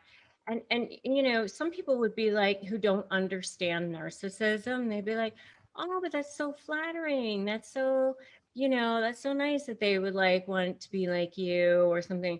But no, like those of you who understand narcissism, like, you know, that it's not flattering. It's like the creepy kind. Actually, recently I had dinner with another couple who happened to let me know that one of the narcissists that I had to deal with that I've completely cut out of my life, not the family member one, but the other one, let me know that there was like some like buddy who was in touch with somebody else that, you know, sort of like this fringe sort of in touch, that like there's that like narcissist that's still like trying to poke their head through to try to get through the boundaries that I've created. I mean, very sad, but you know, from my own growth perspective, I was like, you know what? I don't really feel any emotion about it.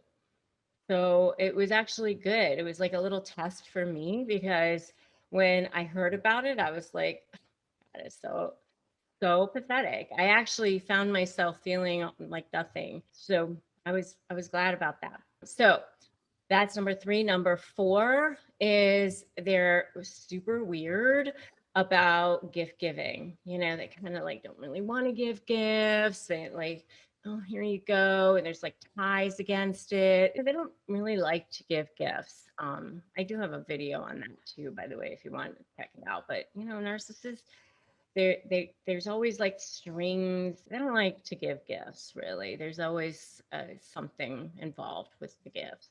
So that's number 4. Number 5 is they're chameleons, you know, like they're kind of one way with one group and one way with another group and one way with this person and another way with another person, because you know, they whatever color they are with this person, they might be a different color with a different person because, you know, they don't have a sense of self, right? Because they're a narcissist. So that's number 5. Number 6. This is actually another little sore spot for me because this is something I had to deal with in my business setting kind of situation. Anyway, they definitely take credit for your ideas. Yep, been there, done that, got the t-shirt. Did not like that, but they do that. They definitely like to take credit for your ideas because they don't have any ideas of their own. Yes, because, you know, they are energy vampires. That's part of what they do. They suck the energy out of you. And if you know this to be true, give me an energy vampires in the comments below. Come on, say it with me. Energy vampires. Yes, they are. All right. And number 7, this is another little catchy little tune that the coverts like to play. This is another little strange behavior of theirs, which is they act like they're strong. I'm so strong. I'm so good. But then they also like to play the victim. Very strange, very weird. They want to play like they're strong, they're so good, but then they also, oh, they played me. I can't believe they did that to me. I'm so weak. The whole passive aggressive thing, part of the whole covert thing. I'm so nice, but I'm also, you know, like again, knives under me, you know, so warm over here, but there's ice in my blood. Yes, indeed. So anyway, those are the 7 top strange behaviors of covert narcissists. The one that I personally detest the most because I've had to deal with them. All right, so let's learn about narcissists in this video and how they teach you about who they are from their body language. So did you know that what we say is actually only 7% of our communication. That's right. Tone of voice. Tone of voice is actually 38% of our communication. And body language is the other 55% of what we actually say. So when we are expressing ourselves, more than half of what we say is coming from our body language. So that means when we are listening or watching narcissists, they're saying a lot from their body language. All right, so I've got 6 telltale signs. So grab your notepad, grab your pen. You are not going to want to miss out on these 6 telltale signs. And I'm going to do them in reverse order from number 6 to number 1 so that you stay tuned all the way till the end. Ready? Let's go. Number 6. Number 6 is they have trouble making eye contact with people. They don't look up. They don't look at you. They have trouble while they're talking to you actually looking at you. Now, I know that a lot of you are from other cultures. Sometimes this is a cultural thing. So you do have to take into account different cultures. Sometimes it's actually disrespectful to look at people in the eye, depending on the culture that they're in. So do take that into account as well. Sometimes people are fearful of others as well. So you do have to kind of look at this as a whole before all the haters come rushing in. Just make sure that you do understand that you do have to look at this as a whole. Okay. So that's number 6. You ready for number 5? All right. Number 5 is that they're just not interested in new people in general. They just, they kind of like disinterested in even meeting new people. And they can't get themselves to like get up off the couch. They can't get themselves to come over unless the person can do something for them. Then maybe they're animated, right? They're in a situation where maybe a new person comes into the room, or maybe they come into the room and there's other people there that they haven't met before, and they just really don't want to meet new people unless, maybe they can do something for them. And again, you have to kind of take all of these as a whole, because of course there are people out there that might have social anxiety or, have other issues, right? But this is just kind of taken together. Got it? Okay. So that's number 5. Number 4. Number 4 is much more subtle. Number 4 is just that silent resentment. And I've been there. I have felt this. There's this silent resentment when their target, that person that they're with, that person, it might be your spouse, it might be your business partner, it might be that person, but the one who's like that target, the person that they're dealing with right now, it's probably you who's watching because you're the one who's watching, is interacting with other people. So you are in a social situation and you're enjoying yourself and you're feeling that silent resentment. They are so upset with you because you're having fun, because you're talking to other people. They cannot stand the fact that you are interacting with others. You know that later on you're going to pay for it. And this is the kind of thing that they do like at holidays, especially. And by the way, I have a whole video on why narcissists ruin holidays. And if you want to check that out, you can definitely check that out, because, this is like one of the things, and you just kind of feel that underlying sort of seething, and you might get like these little like quips. You might get these little like comments, these little like subtle devaluing, like, oh, why do you got to go do and say that? Or how come you're eating that way? Or why do you look like that? You know, who are you talking to? Or they don't want to hear about that. You know, there's like these little things that are happening. And so that you feel this silent sort of resentment, you know, going on there. Okay. So that's number 4. You ready for the next one? All right. So the next one is that they're just like closed off, right? They're just closed off, maybe like folded arms, maybe like sitting away from others. Maybe they're like facing the door. They're just like disinterested to show others that, you know, they're not interested in you. I mean, a lot of times, by the way, if you want to know if an agreement is going to stick, you should look to see how somebody is facing, because if they're looking at you, but they're facing toward the door, they're not necessarily engaged with you. They might be kind of half out the door. They might be sort of like not really actually committing to whatever it is that they may even be saying that they're committing to. And then down the road, you might find that that agreement didn't actually hold together and didn't actually stick. And you're wondering why, because they said that they would.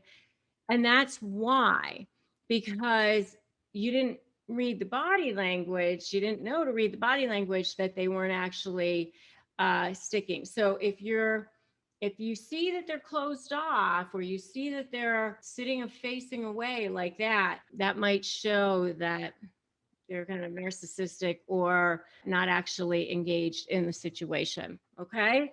So that's the next one. And if I'm on track so far and you've seen some of these, give me an on track in the comments below. All right. Next one is, I know you guys have seen this too. I have definitely seen this from narcissistic people. They actually ask you a question, like you're in a social situation, and they say, oh, how did you come to have this happen to you? Or how is it going with your business or whatever? And you start to answer them, and then they don't even listen for your answer. You're halfway through the sentence and they're like off, you know, doing something else, or they see someone else. They don't even say, excuse me. They leave. They start looking at their phone and they're not engaged. Like they don't even care enough to hear the rest of what you're saying. And, you know, maybe a better source of supply came along or whatever. And there you are. You're just sort of like, oh, yeah, well, never mind then. That's, you know, another one. Like they're just kind of like inconsiderate, you know, especially if a better source of supply comes along. So that's the next one. And if you want to know what number 1 is, you got to make sure you stick with it. Ready? Ready for number 1? Okay. Number 1 is they often have more of a distance. They keep a distance. They actually have more physical proximity than others do in conversation. And again, sort of like the trouble with making eye contact, you do want to take into account different countries, different cultures, because obviously certain cultures stand closer than others. So you do want to think about that. But if you are in the same culture and you kind of know what the social norms are in your particular culture, narcissistic people do tend to stand a little further away from each other than other people do. So those are some telltale signs of narcissistic body language. All right, so you are getting ready to deal with a narcissist, and you know, you're in the middle of drama, trauma, and chaos for sure. And you can't even think straight half the time because you're under siege. That's what happens when you go into the discard phase of a narcissistic relationship. Remember, there's the love bombing, then there's the devaluing, then there's the discarding. And if you want to know more about those 3 phases, definitely check out my videos on each one of those topics. But when you're in that discard phase, that's when you start to see the birth of the smear campaign, and all these things are coming at you at once. And when you are in that phase, the narcissist basically wants to take you down. They want to get you before you get them. So you're going to start to see them doing things. They're going to start lining up their flying monkeys. They're going to, meaning these third party, what flying monkeys are, was a reference to the Wizard of Oz. And the Wicked Witch had her flying monkeys, and these people who just sort of like sat on the side of the evil person and just kind of went along and didn't really realize what was going on. And that's what flying monkeys actually really are. I mean, they're people that the narcissist is lined up to be on their side or against you. And in their perfect world, both, right? On their side and against you, which is perfect for them. And they want you to feel like you are ganged up on. They want you to feel like you are isolated, that you are out of it, that you're excluded, that there's nothing more for you, because they want you to be suffering. I've actually had somebody who said, I think that he wants me to kill myself. That's not the case, actually, because if you did that, then they wouldn't have any more narcissistic supply. What they really want is to just make you miserable. They get off on that. It's totally sick. I mean, that's what it is for them. They actually kind of get a high out of making people miserable. And that's why they drag out litigation. That's why the negotiation process takes so long. I have a private Facebook group, which, by the way, you are certainly welcome to join. It's called Narcissist Negotiators with Rebecca Zung. And I did a survey in there and asked people, how long did your litigation take? How much did it cost you? And do you know that a huge percentage of people said it cost more than $100,000 and it took more than 3 years? Why do you think that is? Because you are dealing with a narcissist in negotiation at that point. And what's driving them? It's not to come to a nice resolution. It's not even to win. No. Newsflash for you. A narcissist is not in it just to win. They are in it to make you miserable, to devalue you, to squash you, to hurt you before you hurt them, to make sure that everybody knows that whatever happened with the relationship was your fault and that they're the perfect ones and that you're the villain. They might even call you the narcissist. You never know. But that's what's going on. So when you are in this entire process of negotiation, what are some signs of malicious intent? One of the very first big, huge, honking red, arrows should be that they constantly move the goalposts. And why do they constantly move goalposts? Well, if you want to know more about that, you should definitely check out my video on why narcissists constantly move goalposts. But why do they do that? They do that because they enjoy the process of making you squirm, manipulating you, intimidating you, scaring you, dragging it out. And so what does moving the goalposts mean? It means that you will get some kind of an offer from them. And even if you go back and you say, I'll take exactly your offer, word for word, every single thing that you put in your offer, I accept. They'll come back with, sorry, that's no longer available. Or it's available, but I'm adding this. Or I'm taking away that. And why do they do that? They do that because it drives you crazy, because it allows them to continue to lead you around by the nose. It's like a little ring in your nose that they're leading you around by. They love it.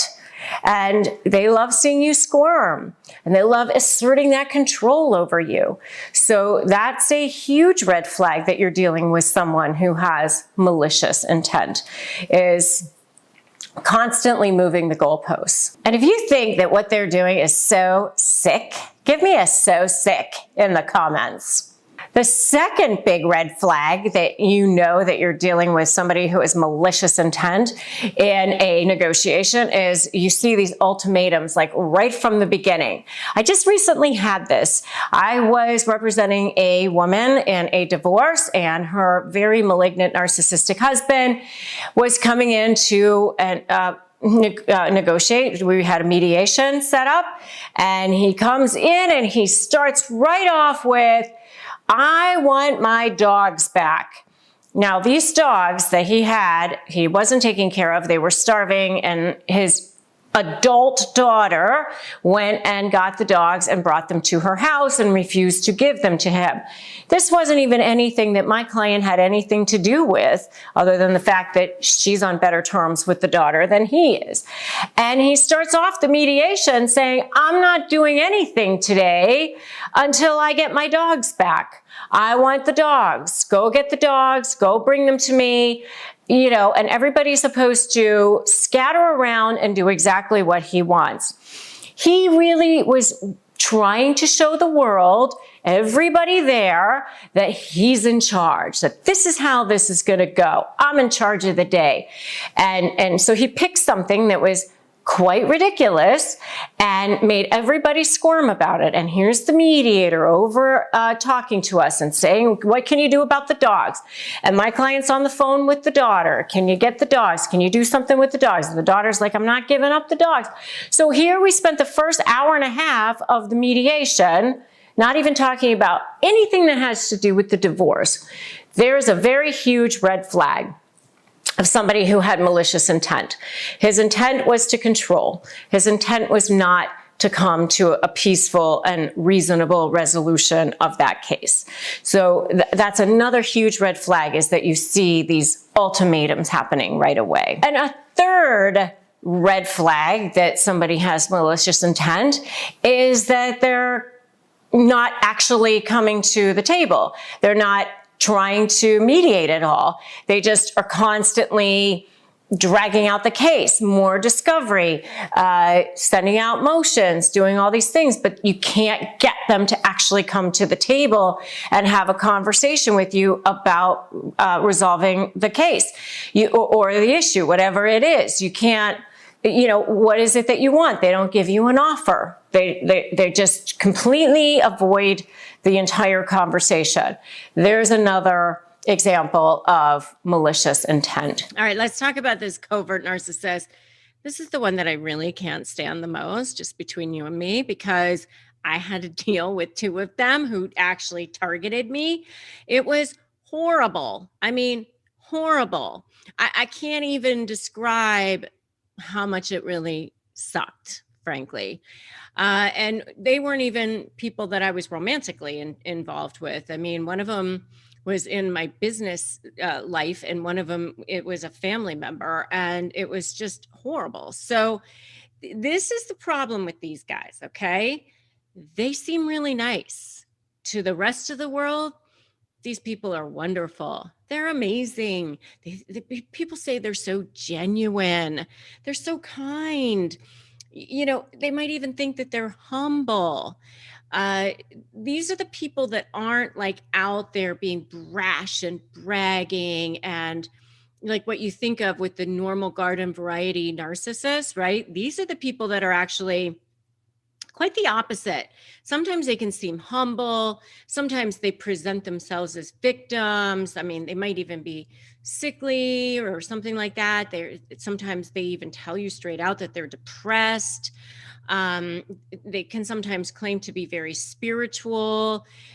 They sometimes say, that life hasn't given them, a fair deal, a fair shake or whatever. But when you're around them, even though the rest of the world thinks that they're wonderful, there's just always something that's off. You can just tell that there's just something underneath the surface that's just not right. and you just kind of have a pit in your stomach, and these little things are happening. There's these little red flags, and they're not huge things. It's not like you get with like super toxic people. I mean, these are like little things that, they don't seem that horrible, but then it becomes sort of what I call death by 1,000 cuts.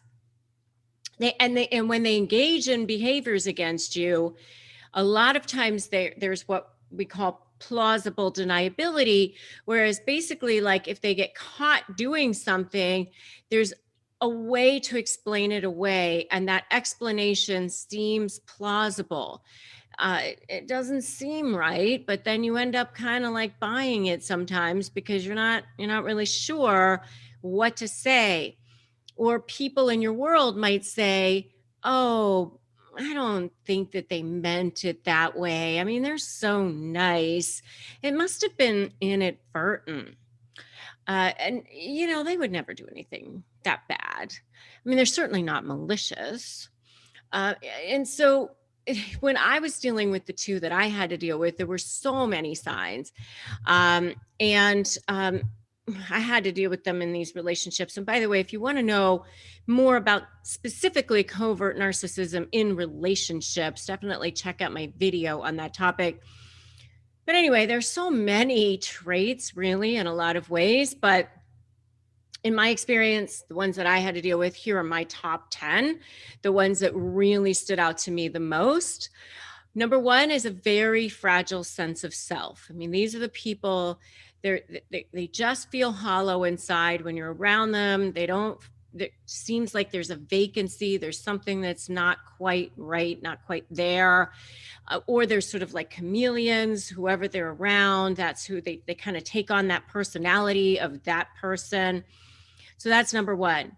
Number two is they're extremely jealous, and you'll find that, that they'll be jealous of other people. Who is that person to have what they have, or they covet what other people have. They're often very competitive.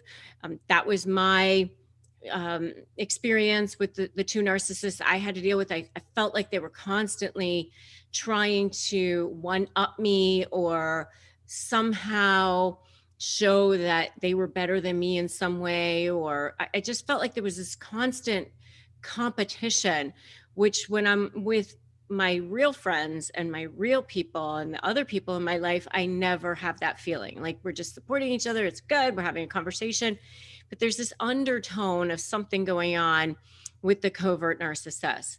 Number three is this underhanded criticism. And they're really good at it. To be honest with you, I'm not good at this kind of stuff, but they're really good at it. So there's sort of like this, they have this way of sort of like working their statement in with their criticism.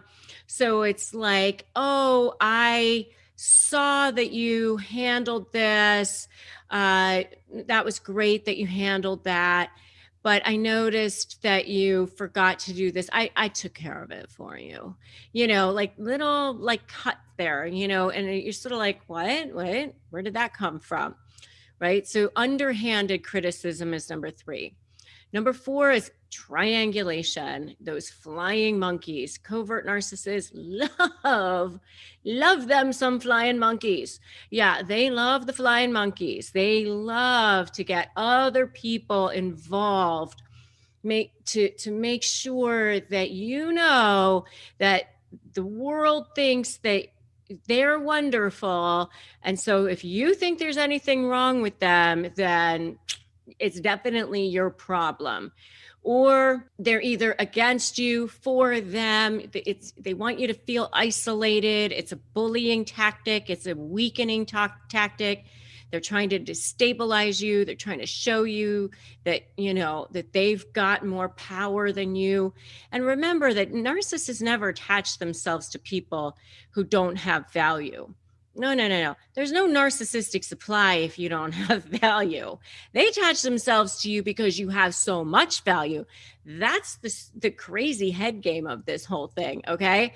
So triangulation is definitely one of the things that I saw regularly. Number 5 is, I can barely even say this because this is so painful, which is take credit for your ideas. They love to take credit for your ideas. They love to watch you do everything. You end up doing everything, then they take credit for the ideas, but they'll step up if people are watching. So if they lay back and let you do everything unless somebody's watching, then they'll step up and make sure it looks like they're doing something. And one of the things in this kind of taking credit thing that is sort of kind of related is that they constantly are staring at you and studying you because they're trying to figure out how to sort of almost like be you. There's this weird adulation thing going on with them as well while they're devaluing you. And if you want to know more about why narcissists stare at you, definitely check out my video on that. It's so creepy and weird. The next thing is that they withhold. They'll withhold information. They'll withhold compliments. They'll withhold praise. They'll withhold anything that could potentially give you something that they're now not going to have, or they can't really share. I mean, their scarcity mentality at its like most extreme. So even if they give you the information to have something else that they have, like, the same bed sheets that they have or something, and now you're going to be on an equal footing, they cannot do that. So they withhold information, they withhold praise, they can't have you be equal to or potentially better than them. So they withhold. Next thing is creating drama. I mean, they create drama in so many different ways. By roping people in, like, we talked about the flying monkeys. They also like to drop little bits of gossip to people, which will maybe pit people against each other or pit people against you, something like that. And sometimes the really good ones are really good at packaging up these little bits of gossip to make it look like care or concern. So concerned about her, she had really too much to drink at the party last night. I wonder what's going on with that, something like that. Or they present as the victim. I just don't know why she won't talk to me anymore. I was so good to her. I can't believe that this is happening after I did so much for them. Something like that. They're presenting as the victim to try to get flying monkeys to think that, you did something to them in some way. Okay. And the next one is, this is one of their faves. Covert narcs love to be passive aggressive. One of their absolute go-to bag of tricks. They will do things that they said that they didn't. They will not do things that they say they're going to do. And then you have to kind of follow up with them and find out what's going on with that. And then, they might even try to gaslight you. Oh, we never had that conversation. You never said that, and then if you try to call them out or you actually do catch them, then they suddenly become the victim. Oh, my life is a mess. And, oh, I can't believe you're saying this to me. And I've been so wonderful, or something like that. So that's another way of being passive aggressive. Another way is, what we talked about earlier, that underhanded criticism, those backhanded compliments, or a refusal to communicate at all. That's another way of being passive aggressive. So I want to know if any of you have seen any of these things in your relationships. And if you have, give me a totally in the comments below. All right, so the next one is not being protective. They definitely do not have your back. If something happens to you, sometimes they might even take the other person's side, and you're kind of wondering why they're taking the other person's side. And they'll say, oh, no, I'm not taking their side, and whatever. But you just feel like they don't have your back. And the last one is hoovering. And this is definitely something that I experienced with the 2 covert narcs I had to deal with as well. You feel like they're withdrawing from you. They're not doing what they're supposed to be doing. And so once you start to go, you know what? I'm out of here. I'm tired of being treated this way. I'm tired of doing everything. I'm tired of all these red flags. I'm tired of the death by 1,000 cuts. I'm out of here. They start to feel you walking or leaving or pulling back in some way. Then all of a sudden they'll rush in and do the things that they were supposed to do in the first place, which actually makes it worse because now you're like, oh, so you did know what you were supposed to be doing, but you just didn't. But they're very careful then to only do just as much as they need to, or hoover or love bomb or, whatever they need to do to get you off of your, idea that that their supply is going to walk out the door. And then they'll go back to their ways, so they just do the bare minimum, but they do hoover to come back and try to get you to, forget about whatever it is that you were going to do, leave or call them out or whatever. So, but again, it's like just the bare minimum, just enough to get you back where they want you to be. So, okay. So 11 ways to recognize a covert narcissist. I personally have had to deal with 2 covert narcissists who have targeted me in my personal life, and they are the worst, the absolute worst. Let me tell you, I think they're the worst because you can't spot them very easily. The grandiose narcissists are the ones that are out there bragging all the time. They're the ones telling you, oh, I'm so great, blah, blah, blah. The covert narcissists are the ones that look so kind and so sweet, and everybody thinks they're so wonderful.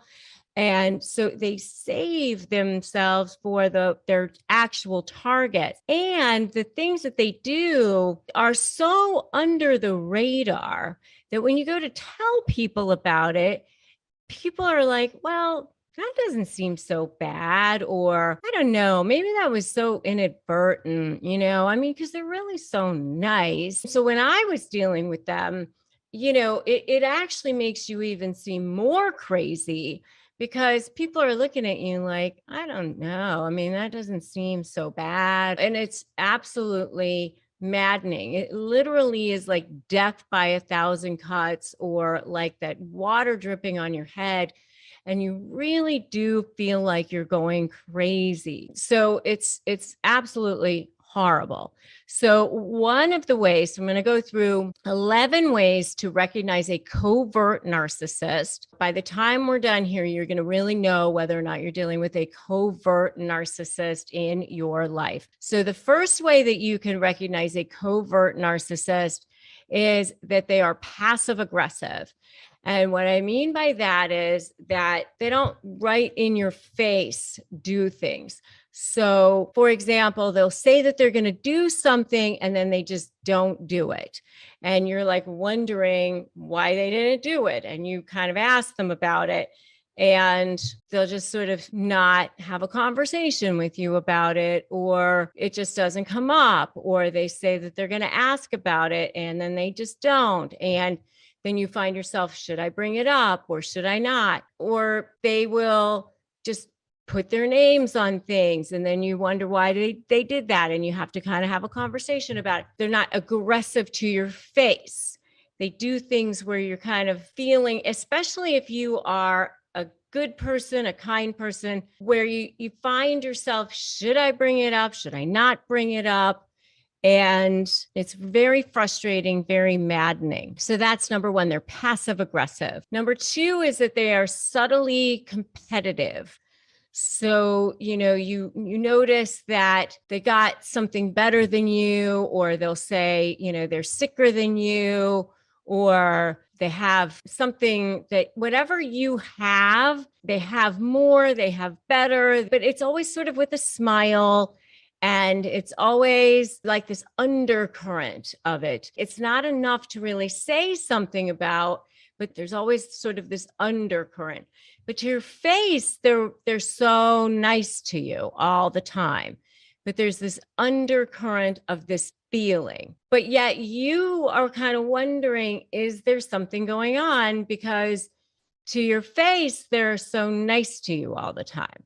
So that's number 2. Number 3 is withholding. They withhold things from you. They don't tell you about something that you're wondering about, information. They don't tell you information. And then all of a sudden you're like, why didn't they tell me about that? And it's like weird things too, something that might have even sort of benefited the business, for example, like that really could have benefited both of you, but they just are so subtly competitive that they just don't want you to even have it either.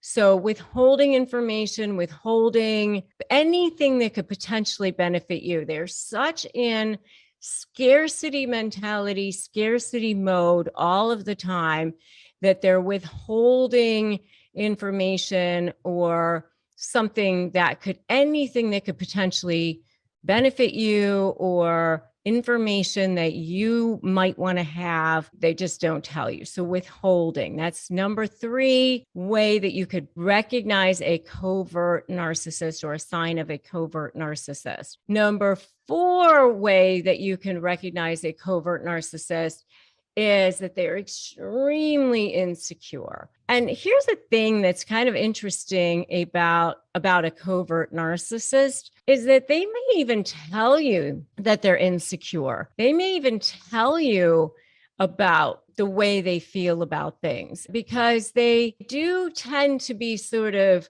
downtrodden. They may even tell you that life has dealt them a bad hand, that life isn't fair to them.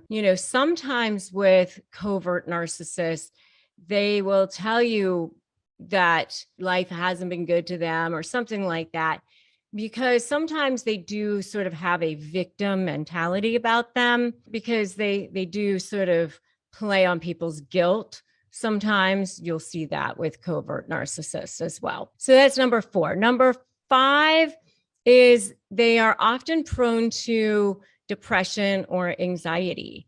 And you will often hear them say that. The couple of covert narcissists that I have had to deal with, they actually straight up said, I've had to deal with depression.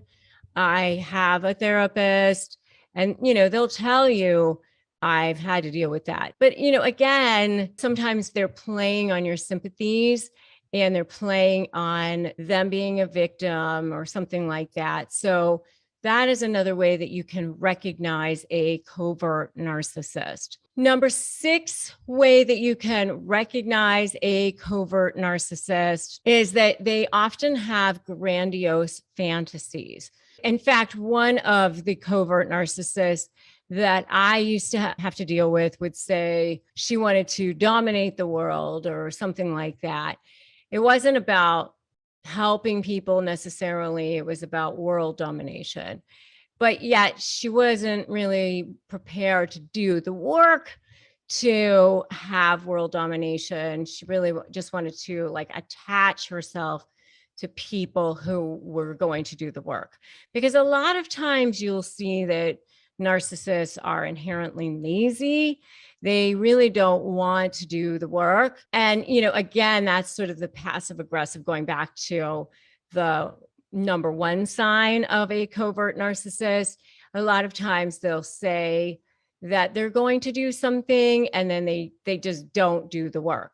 And that was one of the things that I saw in the covert narcissists that I was dealing with, is that they would say that they were going to do the work and then they would not do the work. And then, you would ask them about it and they would just, lie about it and say they were working on it and then they weren't working on it or something like that. And it's sort of like this passive aggressive thing, like you can't tell me what to do kind of a thing. And that was, sort of the passive aggressive thing. But that's number 6 sign or way to recognize a covert narcissist is these grandiose fantasies that they have, which is really part of any sort of narcissist. Because remember that even though they are covert narcissists, they are, in fact, narcissists, which, all narcissists have these grandiose fantasies about themselves. And by the way, if you want to know more about how covert narcissists interact in relationships, I do have a whole video on covert narcissism in relationships, which I highly recommend that you definitely check out. And they are definitely so sneaky. It's just so sick and so gross and so difficult to deal with. I mean, it really, really makes you crazy and makes you feel like you're crazy. It really does eventually suck the life out of you and makes you feel like you're going nuts. And I remember feeling like, oh, like this person is a leech. Like I felt like it was like a leech, like literally draining the life out of me. This is before I had the term energy vampire in my vernacular. Like I didn't even know that term before, I used to say leech, So, I mean, if you agree with me, like they're just like total energy vampires, just put energy vampire in the comments because they're just total energy vampires. All right. So that's number 6. Number 7 is they have a tendency to definitely hold grudges. I mean, they hold grudges forever. I mean, it's just because they have no sense of self, just the same as all narcissists. They just don't have that sense of self. And, when you don't have a sense of self, you definitely have a tendency to hold grudges because you don't have that sense of self. So, you want to get all of your value from external sources like that. So that's the number 7 way to recognize a covert narcissist. The 8th way that you can recognize a covert narcissist is that you are envious or jealous. When I was dealing with a covert narcissist is, when something good would happen with me, I got a really great television gig or something like that. Then the covert narcissists in my life would be like, oh, that's so great for you. Like you could definitely tell like they weren't happy for me. They outwardly pretend to be happy. They try to be happy, but they're really not because they're just so jealous. They're so envious, but they try to be outwardly happy, but they're really secretly very, very envious, very, very jealous people. So that's the 8th way that you can recognize a covert narcissist. The 9th way that you can recognize a covert narcissist is fake empathy. So one of the things that they do is they just show up wherever empathy can be shown up.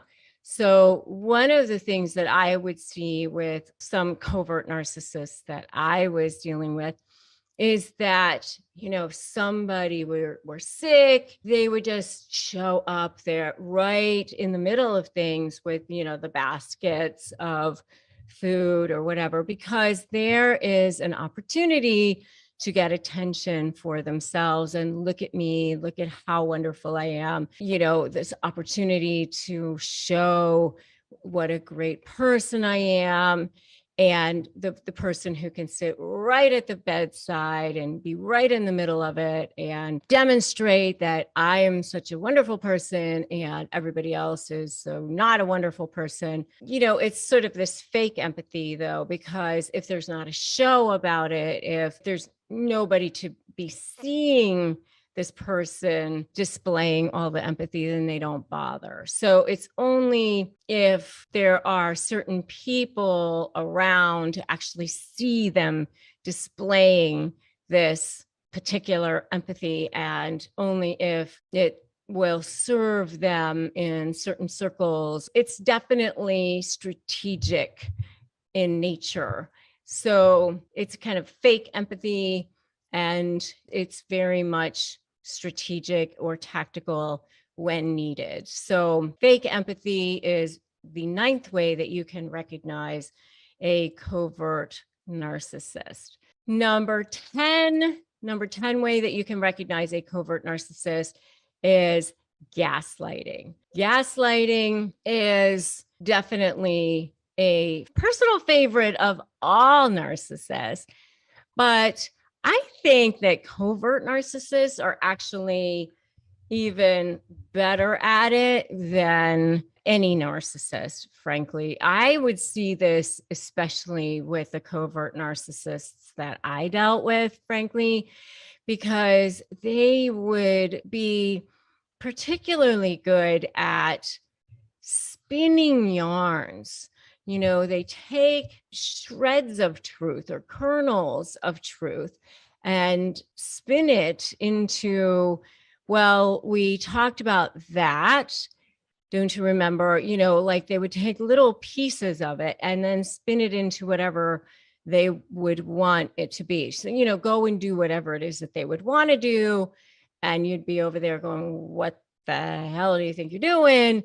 And they would be like, oh, well, we talked about that. We never talked about you doing that. But they would take like a little piece of what you talked about and then go and do whatever they wanted. And then they would refer back to it. They would take the piece of it that they would want and refer back to it and do whatever they wanted with that little piece of what you talked about. But, you know, make it seem like you had talked about that whole entire part, but you know that you didn't. So that's gaslighting. They're really, really good at it. And because they seem to the rest of the world as such good people, so kind, oh my goodness, but look at what they did for this person who had cancer. They stood by their side and they did all these things. So to the rest of the world, since they're so nice and they're so kind, they kind of get away with a whole lot more. It's so maddening in a lot of ways. So that's number 10 is gaslighting. And number 11 is their flying monkeys. They love their flying monkeys. They love to use those flying monkeys. So flying monkeys are third parties that they use to line up as their like army of people to have them on their side, to let you think that these people believe their lies, believe their agendas, believe that everyone else is thinking what they think, everyone else thinks that they're wonderful, that you're not, that you feel more isolated, more alone. It's really a form of bullying in a way. But here's the thing that I do remind people about flying monkeys, and that is that a lot of times the flying monkeys really don't even realize that they're being lined up against you. They're being love bombed by that person as well. They're being charmed by that person. They don't know what's going on. They don't realize that that person has this agenda. They just think that person is nice. They're not in the inner circle a lot of times, and they don't see what's happening. They're not being necessarily targeted by that person. So they don't see that passive aggression. They don't necessarily see that subtle competition. They don't see the covert narcissism in that person a lot of times. They just see the good side a lot of times.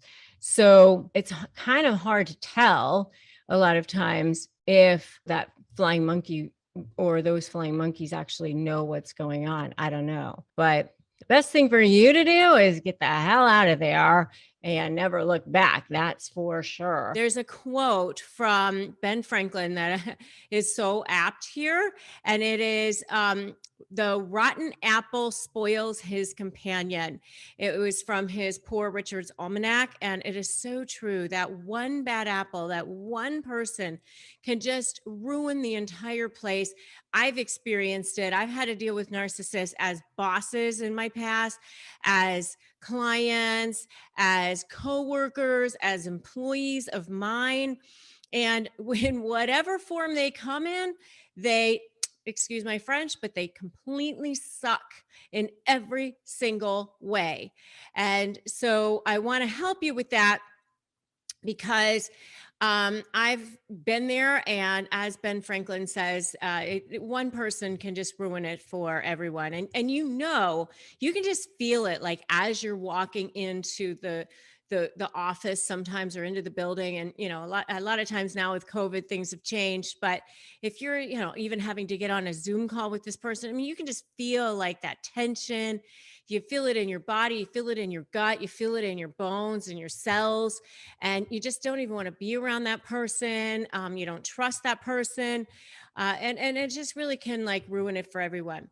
So the one thing I do want to say is that whatever form they come in, they engage in the same types of behavior that narcissists engage in with regard to whatever relationship that they're in.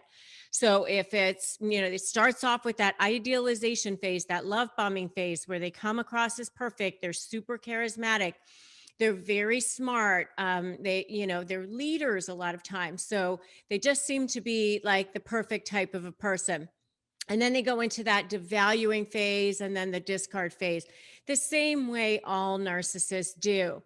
But during that devalue phase, this is where you're going to start to see some stuff going on in the workplace that just drives you crazy, like projection. I mean, that's something I saw in one of my employees. Whenever she messed up, it was always someone else's fault. She could never take responsibility for herself. Lying.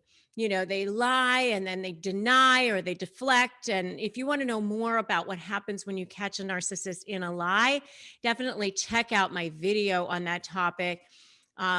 They also engage in complaining. I saw that actually a lot of times myself. One employee would start complaining about something because, she was envious or she was jealous or she felt like somebody else got special treatment. And, they live in this world that it's not fair. It's not fair. And no matter how much you give them, it's still not fair because that's their way of being. Or sometimes they're jealous of, something that another employee has. And then they start bad mouthing or they start spreading rumors, maybe even about that person. They might just plant a seed like with a boss and say, oh, I saw that so-and-so came in late, or I saw that so-and-so is talking to some other employer or something. It may not even be true, but they start spreading these rumors. And if one person feels like, oh, how come we don't get so much time off? Or, then everybody starts to, jump on that bandwagon. Or if you have one boss who's just like so mean to everybody and, or maybe they're misogynistic, or maybe they're racist, or maybe they're, whatever it is, but they devalue people. And so what you see is there's this sense of entitlement. I just deserve to have it. I should have it. I need special treatment, which is all part of the narcissism 7 deadly sins, which you can see in my video, the Narcissist 7 deadly sins as well. And if you think that they just think that they are so entitled, give me a so entitled in the comments below.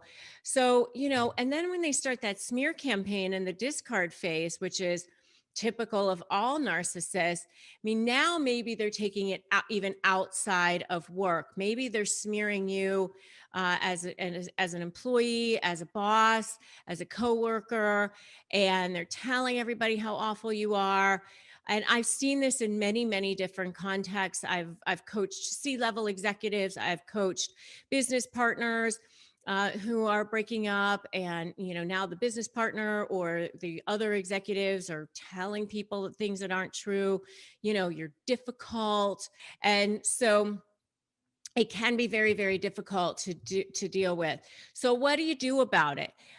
Number one is, if they are your employee, definitely fire them. I made the mistake of, just thinking that it would get better, or thinking that if I gave this person enough that they would be, better, that they would be appreciative, but it just gets worse and worse and worse. It's sort of like, you're dealing with a 2-year-old in an adult body, basically. So if you indulge a child too much, they actually start demanding more and more and more. And that's what happens with narcissistic employees. So, no matter who they are, no matter how skilled they are replaceable. You will be better off getting somebody else who actually has less skills, but is super appreciative and actually cares and has integrity. I promise you.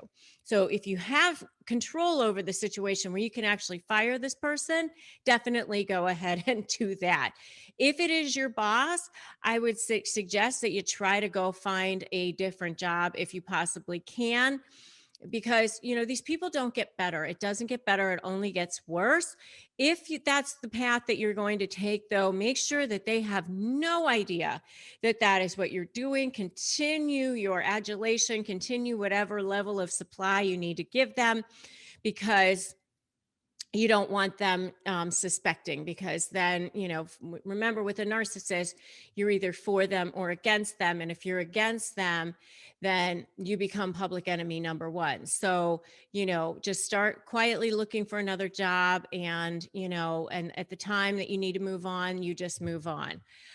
If it is a coworker, what I would say to you is stay in your lane, create your boundaries. Don't take the bait. Like, if they want to talk to you, if they want to get involved with, smearing other people or gossiping or anything like that, just, don't take the bait. Don't get involved with that. I will say to you, cream always rises to the top.